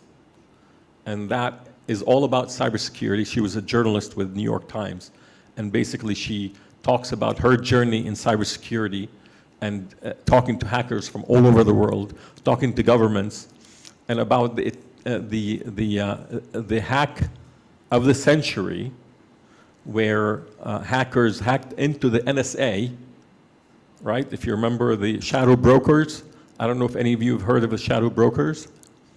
They went into the NSA and they hacked the hacking tools, and they extracted all the hacking tools that the NSA uses to hack other nations or to defend itself. So, you know, and it includes a lot of OT tools, by the way, where they can hack into anything. They say they can hack into any hardware in the world, or software, without the machine being on. So, there you go. So we have a lot of backdoors now. Yeah. So thank you very much. So how are we doing with time? We good? So let me know, if we have all these problems, Right. what do you think is the solution? Like, would we start? I mean, we know that everyone is now trying to incorporate AI in cybersecurity at the skill level, right? Right. Upskilling. So do we start from that layer, or we start by the CISOs? Okay, And great. and do we learn only in universities or in the corporate? So. It's a great question. As a matter of fact, you have to start both ways. As a CISO, I used to have a saying that says, security is everyone's responsibility. And we used to have it on lanyards, if you remember, at KAUST. Security is everyone's responsibility. Security does not start with the CISO and does not start with the security professional. It starts with everyone. We all have to be aware of the threats that are looming and understand how to manage the risks. As I mentioned earlier, all we do is manage risk. So we really have to understand that, number one. Now, so this is at the individual level, even as individuals at home, okay? How we protect ourselves, how we protect our families. We have to educate ourselves on how, you know, what threats are there, because all our life is in our phone these days. How many of you have lost their phone or left their phone somewhere and had to travel back to get it because they could not actually live 1 second without it? I think most of you would raise your hands, right? You know, it happens to all of us. So everything, and now with new technologies like passwordless technology, at Microsoft we use passwordless technology. We don't use passwords anymore. There's passkeys, okay? And that depends on your phone, which is coupled also with another two-factor, which is your biometric, like face or fingerprint or whatever. So all of our life depends on our digital twin, which is in our phone, and basically we need to protect that digital twin. So at the personal level, we need to do that. At the corporate level or universities, etc., where we work, we also need to be aware of what threats are there and how to protect ourselves. Being aware, for example, is extremely important, especially in the age of AI. You know, when I used to be at KAUST, we used to teach people in sessions, awareness sessions, like look for errors in English in an email, phishing email, and you'll know that this is probably phishing because probably this guy is from somewhere who doesn't speak, you know, they don't speak English, maybe China or India or whatever. I don't want to, you know, assume that these are only bad guys, but could be bad guys anywhere. But basically, we used to get bad English emails, and now we can't do that. We have to unlearn. We have to tell people to unlearn that fact because AI can craft a perfectly, perfect English email, and no one's going to know about it. So it has to start from the bottom. It has to start from the top. CISOs have to also know that they can employ now AI within cybersecurity to defend, because attackers, as we mentioned earlier, are using AI. We have to fight AI with AI. If we use traditional tools to be able to defend ourselves, we're going to be losing any time of the day. Cool. Very good. So now I remembered something else. So do you think that AI will generate more problems to security staff? Or Yes. will help bridge the gap? Like any other technology, it's a double-edged sword. Any technology that you introduce in your organization introduces a new attack surface. AI has a new major expansion of the attack surface, be it at the prompt level, at the user, or at the model level, or somewhere in between in the MCP. Okay, so basically, you have to account for any of the security gaps that come with the adoption of AI. we used to hear of SQL injection attacks. If you look at the top 10 OWASP, the vulnerabilities before AI, you would see SQL injection attacks, command injection, cross-site injection, all of that. Now you're hearing more about UPIA, which is user prompt injection attacks. Well, we didn't hear about that before. Well, this is because of AI. How about XPIA, cross-prompt injection attacks? That's also because of AI. How about model poisoning or data poisoning, etc.? So there's a lot of other new attack surface or attack vectors that have been created by AI itself, and we have to use proper controls in place to also monitor for these and protect ourselves against these. And regarding the mentioning of the 1.3 billion right, agents, right. Oh, yeah, that's another story. This will bridge the shortage in manpower in cybersecurity? It will. It will enhance the shortage in manpower. And for those of you who are fearing that AI is going to replace their job, I tell you that your fears are validated. And what I'm saying here, I don't want to scare you, but I want to say those who will use AI or learn how to use AI in their jobs will replace those who don't use AI. That's what's going to happen. I don't say AI is going to replace everyone. I say, at least for the short span of 5 to 10 years now, I would say AI, those who use AI in their job will be replacing those who don't use AI in their job. Yeah, so you scared my audience. So I think he means that in this fast-paced world, you have to be fast-paced and dynamic. Yeah. So just upskill and you will be better than the others. You have the advantage. Exactly. Very good. So also being at the university and talking about upskilling, so Professor Naveed, what do you think we need? Like a university like Al Mustaqbal, they are planning for a new, I think they started a new cybersecurity program. So what do you recommend? How would they start? What they should teach? For example, defense first or offense first? Offense.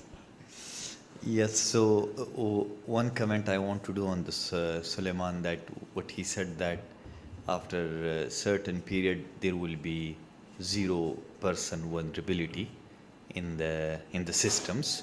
So it means that we will not require cybersecurity people because if there is no vulnerability.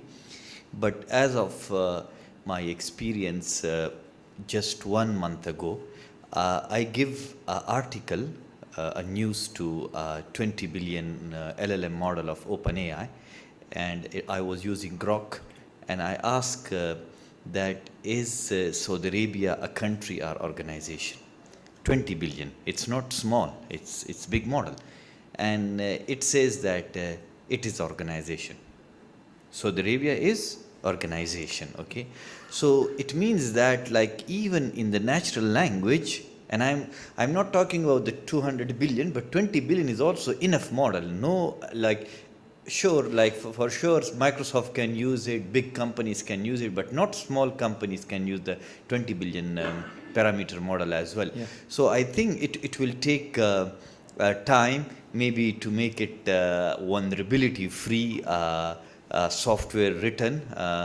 Now regarding your question about the like they have started cybersecurity, everybody started cybersecurity. So I have one, Arwa is now in our advisory board in the CCIS. We need to include such type of people like from academia, in the academia, whenever we are designing. So we should have people like Suleiman, we should have people like Arwa, that what they need in the government. Like, because when we teaching people, why we teaching people, why people learning? To get a good job, a decent job, okay? So job is where? The big job venue is government. So what government want, what they need, what skills they need. Then, of course, like from the industry, what the industry need the people. So unfortunately, these courses, these programs are designed by the stereotype professors which are like mainly in teaching and research, not in towards the applied thing, okay? So when they design such things, so they design from the perspective of they will become a good researcher, a good teacher, to be honest, because they are trained in that, not trained in problem solving. Like government is solving the problem, industry is solving the problem. Like Arwa, if she's working on something, at the end it will solve a problem for the government, not for the sake of, for example, just teaching or publishing. So to be honest, we need to like engage such people while developing our curriculum, introducing new programs, that these people are on board. And also now next week we have a curriculum review committee meeting of in our university, and I see all professors there, and all these professors are pure professors, like I mean research or teaching. Now how can they say that we need, for example, Kotlin to be included in the Android programming? How can they say that we need this offensive cybersecurity course or this defensive cybersecurity skill to be included in the cybersecurity? They cannot say that, because at the same time, if they say it, who will teach it? This is also a big problem, that who will teach. So one thing I'll tell because we have management as well, Dr. Salim, that enhancing the curriculum that include the best things, like in cybersecurity, AI, it's fine. But at the same time, nobody is thinking about to upskill the professor as well, because he done PhD 10 years ago, he done PhD 5 years ago, even like 1 month ago and 1 month after. Now the knowledge is getting changed. So nobody thinks about that to upskill him as well. They give that, okay, it's a professional development, you do it. Now free professional development is not that development. Like they need to be like proper guidance, that okay, they train them for the cybersecurity, they train them for the AI, and it's like every year that train them, then they will be able to teach. Otherwise what they will be teaching is again like something not beneficial outdated for the government, not beneficial for the industry. Yeah. And can like education alone do this, or you think we really need like in parallel research so that we can cope with the advancements of AI? And yes, of course, research is equally important, but research with the help of, like, for example, industry, I believe in that. Because blue sky research, I think nowadays it will not help us. Like, I'll give the example, one of the e-commerce platform here in Saudi Arabia, they experienced OTP attack. And what was OTP attack? Like, you know that one OTP message in Saudi Arabia cost about 10 halalas, okay? So, for example, what attacker do? Attacker deceive their system, and it was keep asking to send OTP to this number, to this number, to this number, and within 7 hours, about 1.2 million SAR money, 1.2 million SAR exhausted, okay? So, such things, like, I mean, now when, for example, if you see the researcher, when I go and Google, there was nobody talk about the OTP attack in the research, okay? Now the industry, they got a solution, but the solution is just like fixing for the time being. They don't think for a very big perspective, so just fixing for the time being. Now, if the researcher and industry work on this problem, so this is research, innovation, everything that they come up with the solution. So of course researchers are required in the longer run as well. Thank you very much. So this reminds me of something that was mentioned yesterday, that there is a Saudi university that they prohibit using LLMs or GPTs, right? So this impedes the progress, because I don't need to explain this. On the other side, CISOs also are conservative, and we have also regulation, so we have a lot of impedances towards this, while we see that here the leaders are pushing towards AI. They want everyone to decide. So what do you think the right balance between these are? Do you have any idea? So I think to put together everything that was said in this panel. As if your mic is not working, guys. Can you hear me? Yeah. So just to try to put everything together and how we need to go forward. Is it education alone? Is it the talent? What is it exactly? There's an interesting framework that I try to make it easy to remember. The 6 T's. And the first T is about transparency. So first of all, many of us are using AI, but we don't know how it currently works.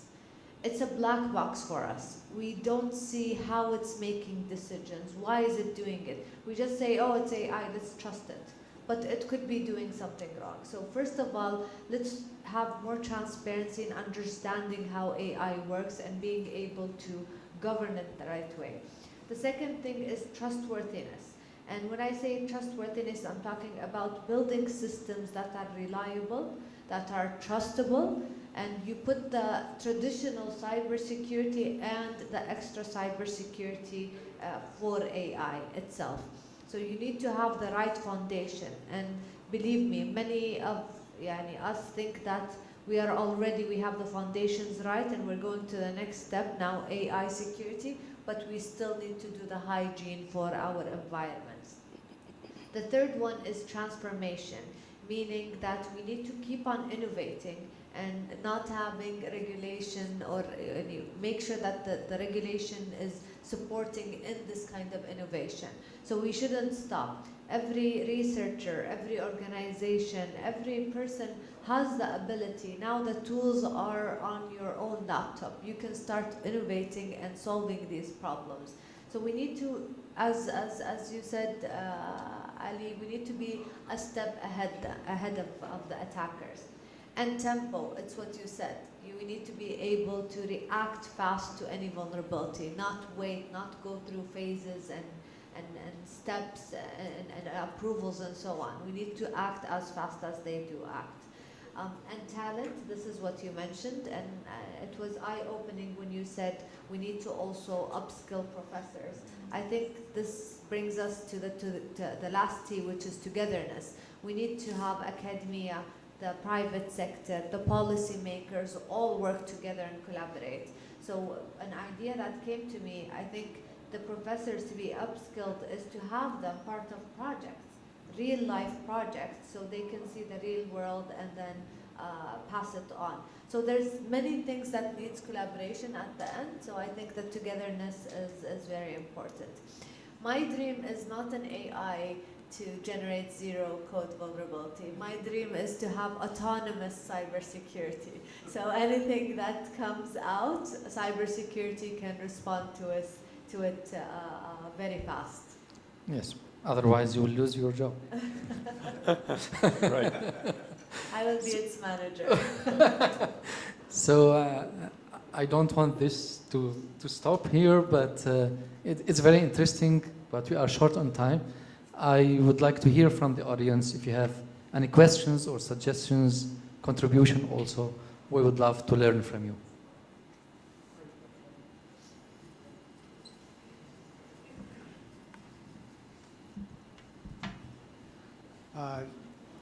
Thank you very much, okay, for your very interesting talk and really advanced, really cross-cutting between AI and cybersecurity. And I do have one question, okay. I agree with you, okay. Our professors, including me as well, not really, keep up to the speed because they're moving so fast in this area. And the other thing I find out, okay, one question later on for our industry people, really, people from industry, because one problem we are getting, because AI on its own is a subject. So many things you need to learn. Cybersecurity, again, on its own, there's so many things to learn. And unfortunately, our students can take certain capacity. If we add more content to it, that means something got taken out. And so we need to optimize it. So now, of course, professors need to learn, that's one thing. But the other thing is what industry really wants our students. If they learn too many subjects, all on the surface. And do you want that kind of people, or you want someone more specialized in certain area and have a bit of knowledge on other side? Or I don't know what sort of knowledge skill or you could like to have. So who would like, you would like Naveed to answer? The professor or industry? He wants me to answer. industry, yeah. That's to the industry, okay. So if I understood your question, you're looking to find out how, what the industry needs are from our perspective, from the universities and what we're looking for. I think it was mentioned a little bit earlier. One thing that's very important for most corporations or most of the industry is problem solving. Problem solving is a very key aspect of being successful in your job. Another thing that I would think about, and I think someone mentioned it also, maybe Dr. Ali, is growth mindset. Growth mindset means that once you hit an obstacle, you just don't stop. You try to find other paths. I think Dr. Naveed mentioned it also. Try to find other paths to get. Now, this is on the soft side. Now, in terms of the technical skills, I may have a different view. I'm not going to be saying this representing Microsoft. I may have a different view.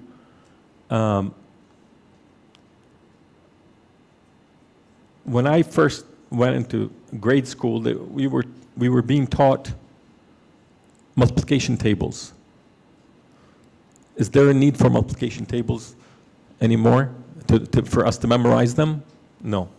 I think we started using calculators, and then when Dr. Ali mentioned that Saudi University is preventing people from using AI models, I started thinking about when the first exam that I went to after calculators were invented, and they asked us not to use calculators. We're not supposed to use calculators. We should memorize the multiplication tables.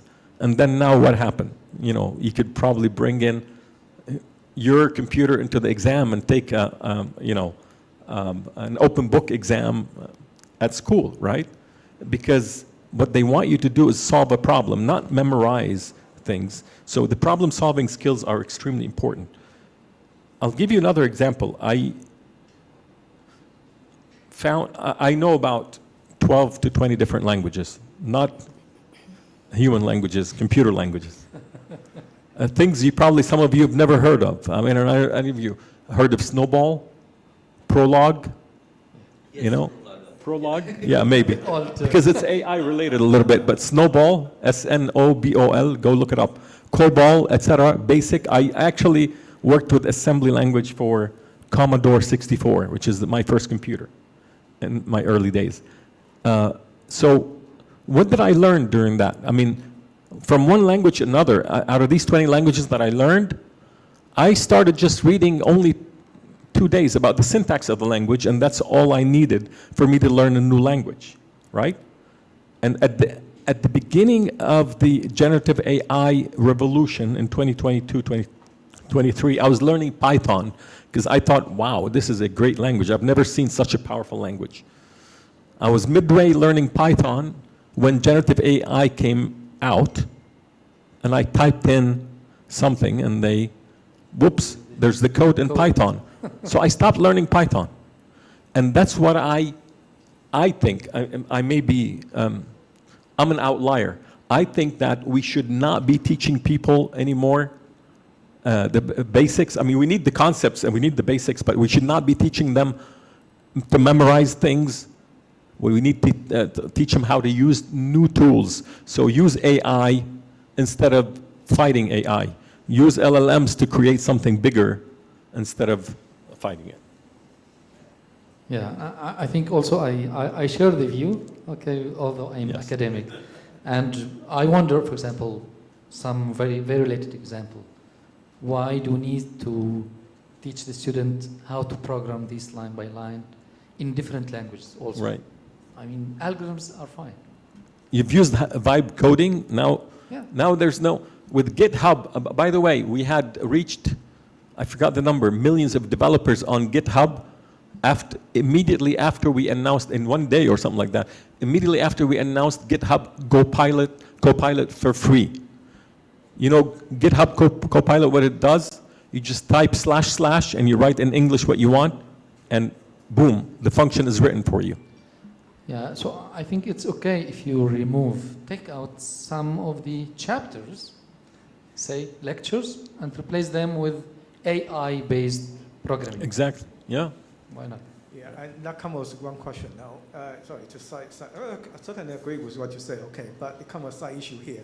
So if students come here to do a computer science degree or data science degree, now we cannot tell them, okay, right, you don't need to learn that now, because anyone really, because of the AI helps, anyone can, I told my students, okay, you only need to, your Python only need 20 lines. Sorry, maximum 29. If more than 29, maybe 10, less than 10, can do the prediction, can do all the analysis. If more than 10, that means something wrong.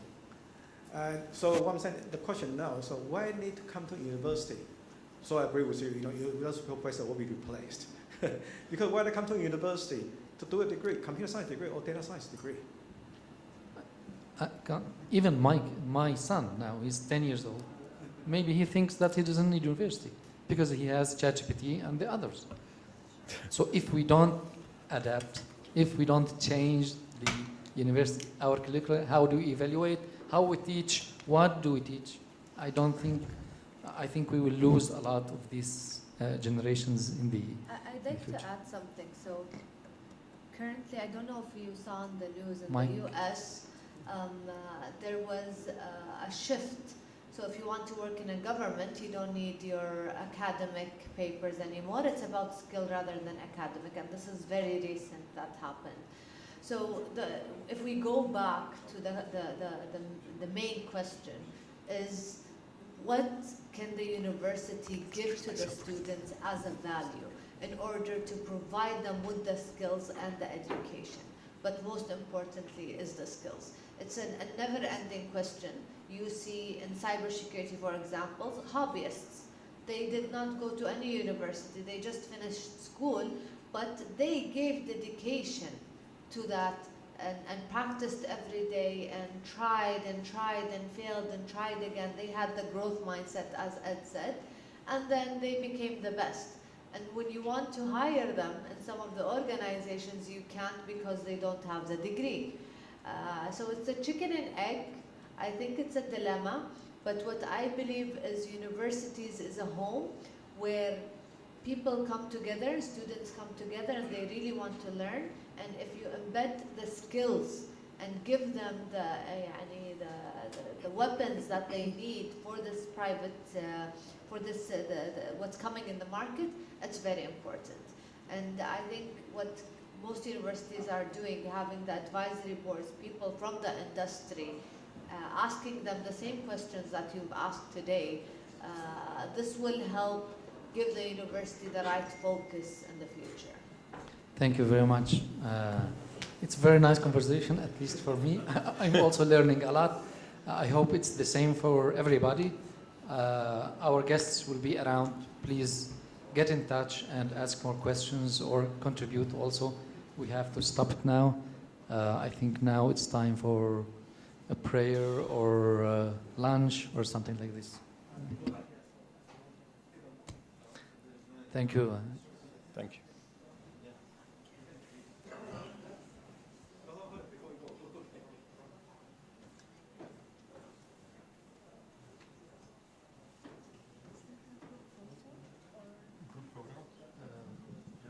We can take, but they should give a. Do we have a group photo? Yeah. We would like I'd like to thank every panelist here. Thank you for a good conversation. This is just a small.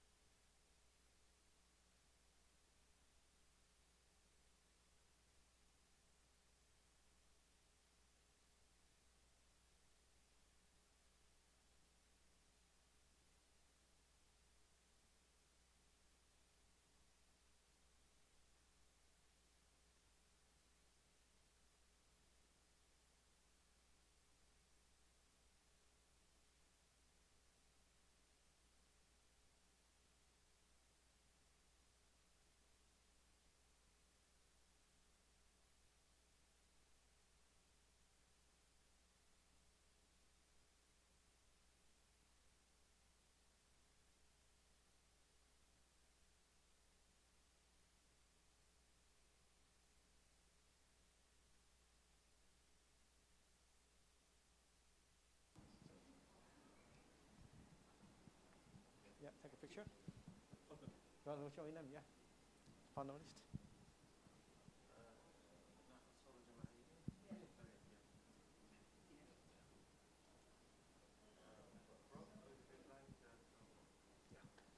Yeah, make an announcement for that. Okay. All done now. Okay, thank you much. Okay, that was a very, very nice, very good panel discussion. And I learned a lot as well. I believe the audience here, delegates also learned a lot. That's very, I learned a lot. Yeah, thank you. Okay, right. So, yeah, sorry about the delay for lunch. Okay, I'm sure going to have a lunch very soon. Just hold on for a few seconds. Okay.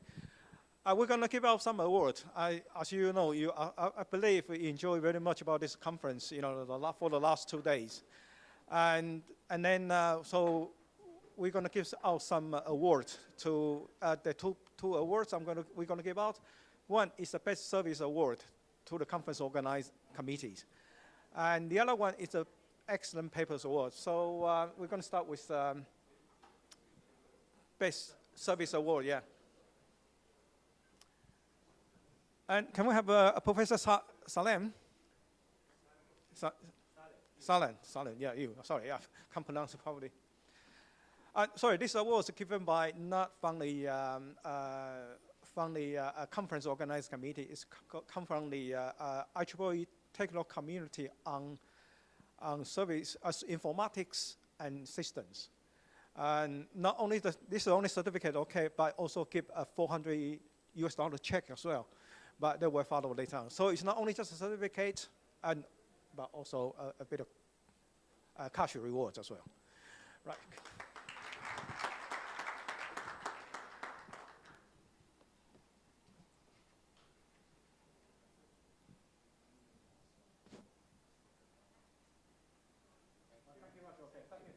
Thank you very much for your hard work. And the other one will be Dr. Salim.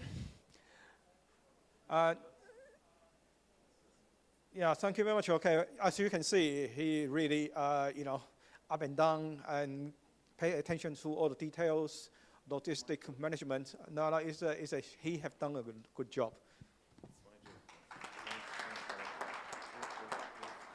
Yep.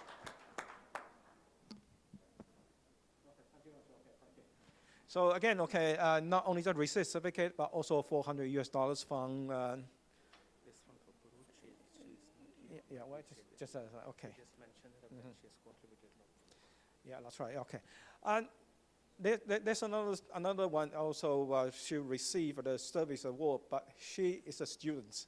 Unfortunately, she's not here, but she really put a lot of effort, put a lot of things together, and make this happen.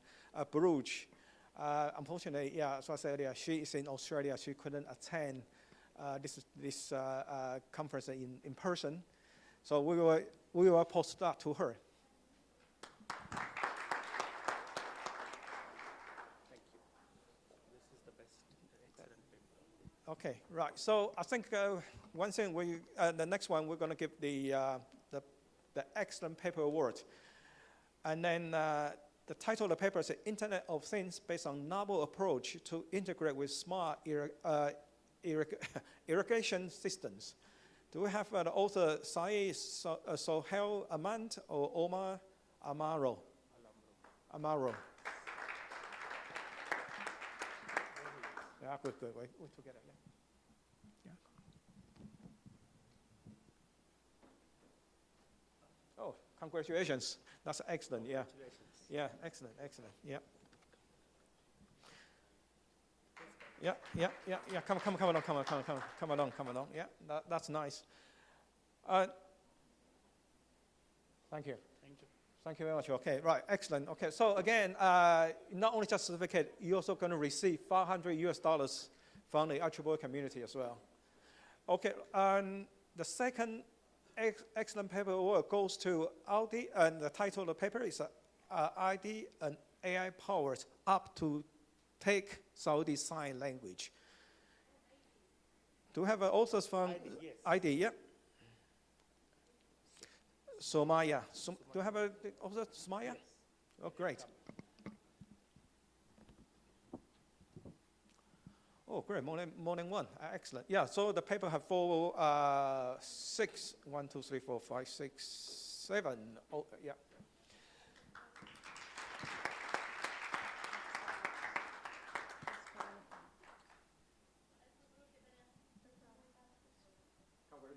Congratulations. That's excellent, yeah. So again, okay, not only do you see the certificate, you will receive $500 from the IEEE as well as a reward for your hard work. Thank you. Sorry, I hope you enjoy these 2 days and 2.5 days conference, and okay, right. So okay, one thing, okay, but before you're probably looking forward, what's going to happen next year? Where it's going to take place?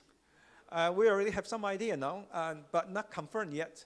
It's very likely we're going to take place in Indonesia. So, be prepare your papers and prepare your, start to apply your fundings or grants, asking university and travel to Indonesia.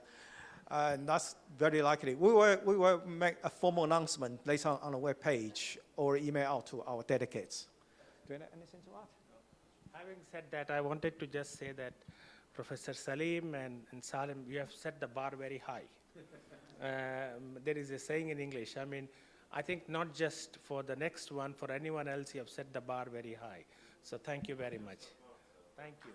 Thank you. Group picture. Okay, right. So I think if you don't mind, to have come up to the stage, on the stage, and then to have a group picture. If you wish to take a picture, yeah. Could you come forward? No, come on. We would like to take a photo together. الجميع يعني تفضلون على الستيج علشان ناخذ صورة جماعية. من يرغب؟ اللي في السيشن صعب الندم الحين. اللي موجودين فيهم الخير والبركة. تفضلوا نبي ناخذ صورة جماعية.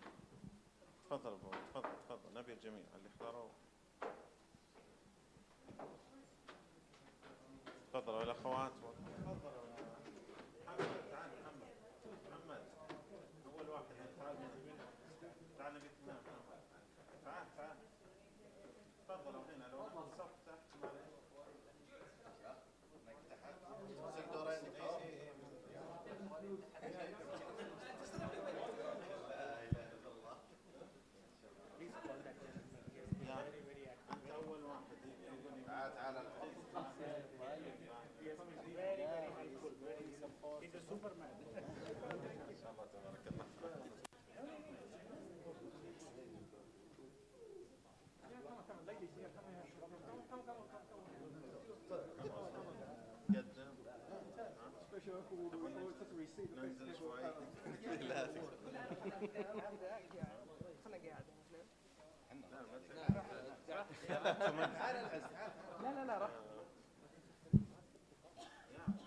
تعال يا بنات.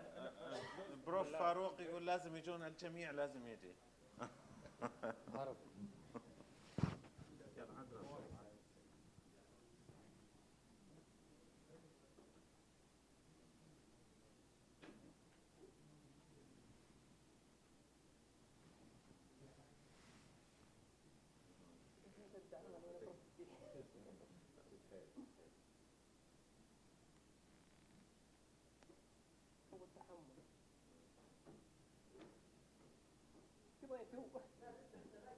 لسه في ناس توهم جايين ما عليك.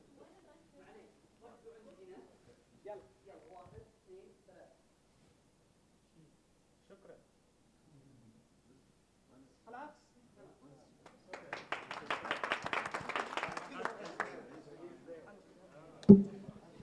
Now the time for lunch. Lunch is ready.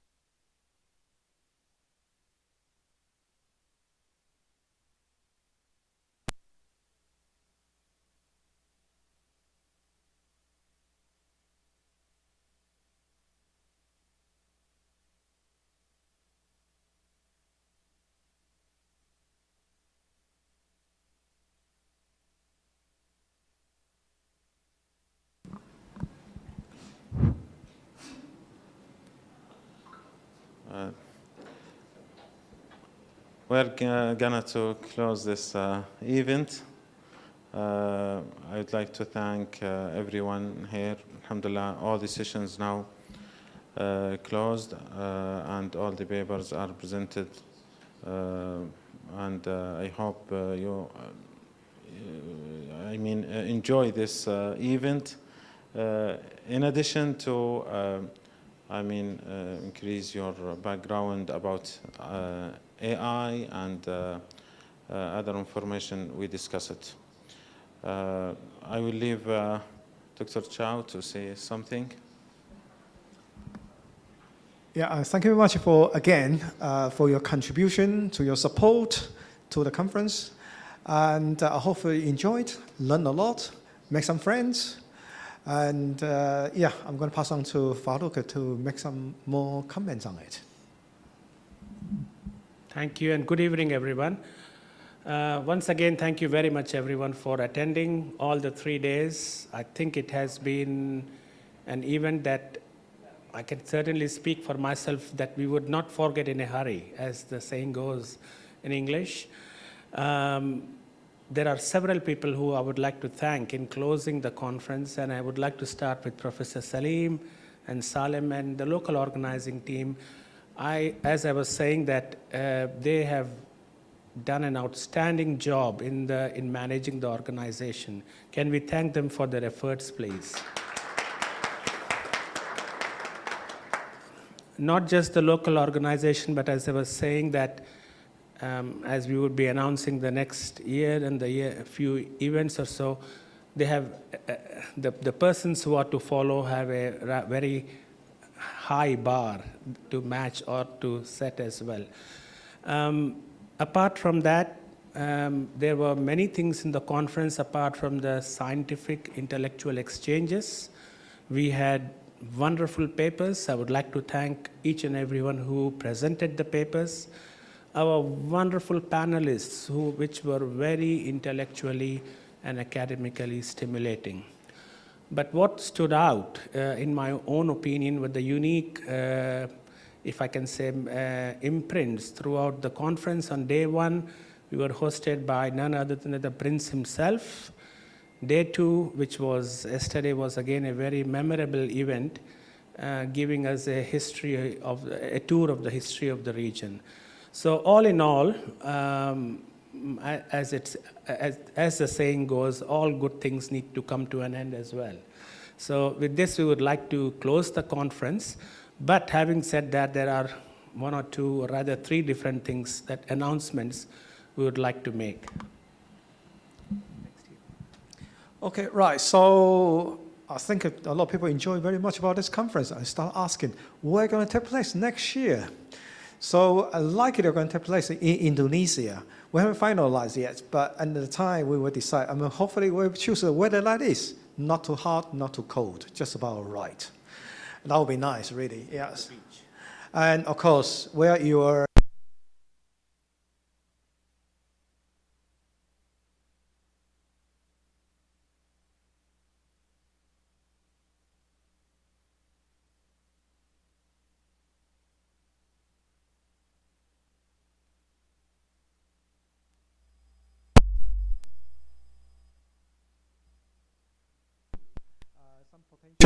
authors to extend their papers for submission to the journals.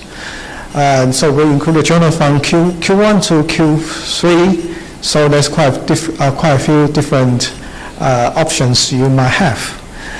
And the third one, okay, another person, okay, we should have given a word to, which we should done that this morning with Nasar. He in fact had done a tremendous job, really. And if probably we never have the guts, have this kind of idea to have a conference in Saudi Arabia, and he's the person initiate and put all the strength together. So thank you very much again. Okay, your great contribution. Thank you. Yeah, and again, okay, we will give you a certificate. Yeah, and after the conference. Okay. Thank you. Thank you. And then after the cake, yeah. Again, on behalf of Mustaqbal University, we would like to thank our team who was supporting us during long months ago, starting from our president, Dr. Muhammad Ishtawi, and Dr. Hisham Al-Mshagah, and our team here, the moderator of the session, and I would like also to thank the speakers itself. They are, I mean, they are firing our conference. So I would like to thank everyone.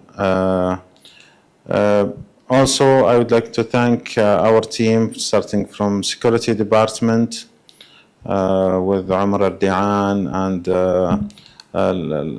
Al-Hmiran, and also would like to thank Engineer Ahmed Fahmi, who was present our conference ID, as you see.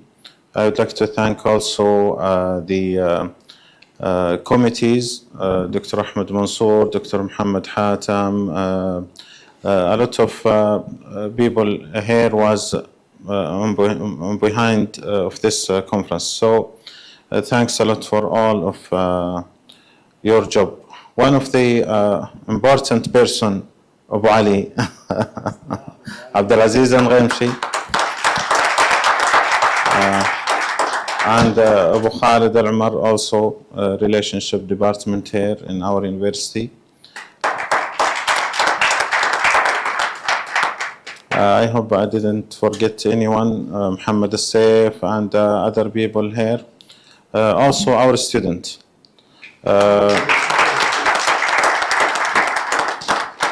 Without our students, we can't smoothly manage this event, actually. That's it. We invite you to cut some cake. Prof. Chow, Prof. Farouk, Prof. Salim, also Prof. Salim, Prof. Osama, actually. Osama Al-Farraj, he worked a lot of months with us, support us, invite the sponsors also. Nasser, thanks a lot for your support. T2. T2, yeah, T2. Big Thank you. Yeah, جزاك الله خير. يلا مرة ثانية. Just a minute, Doctor. I would like to, in your hand.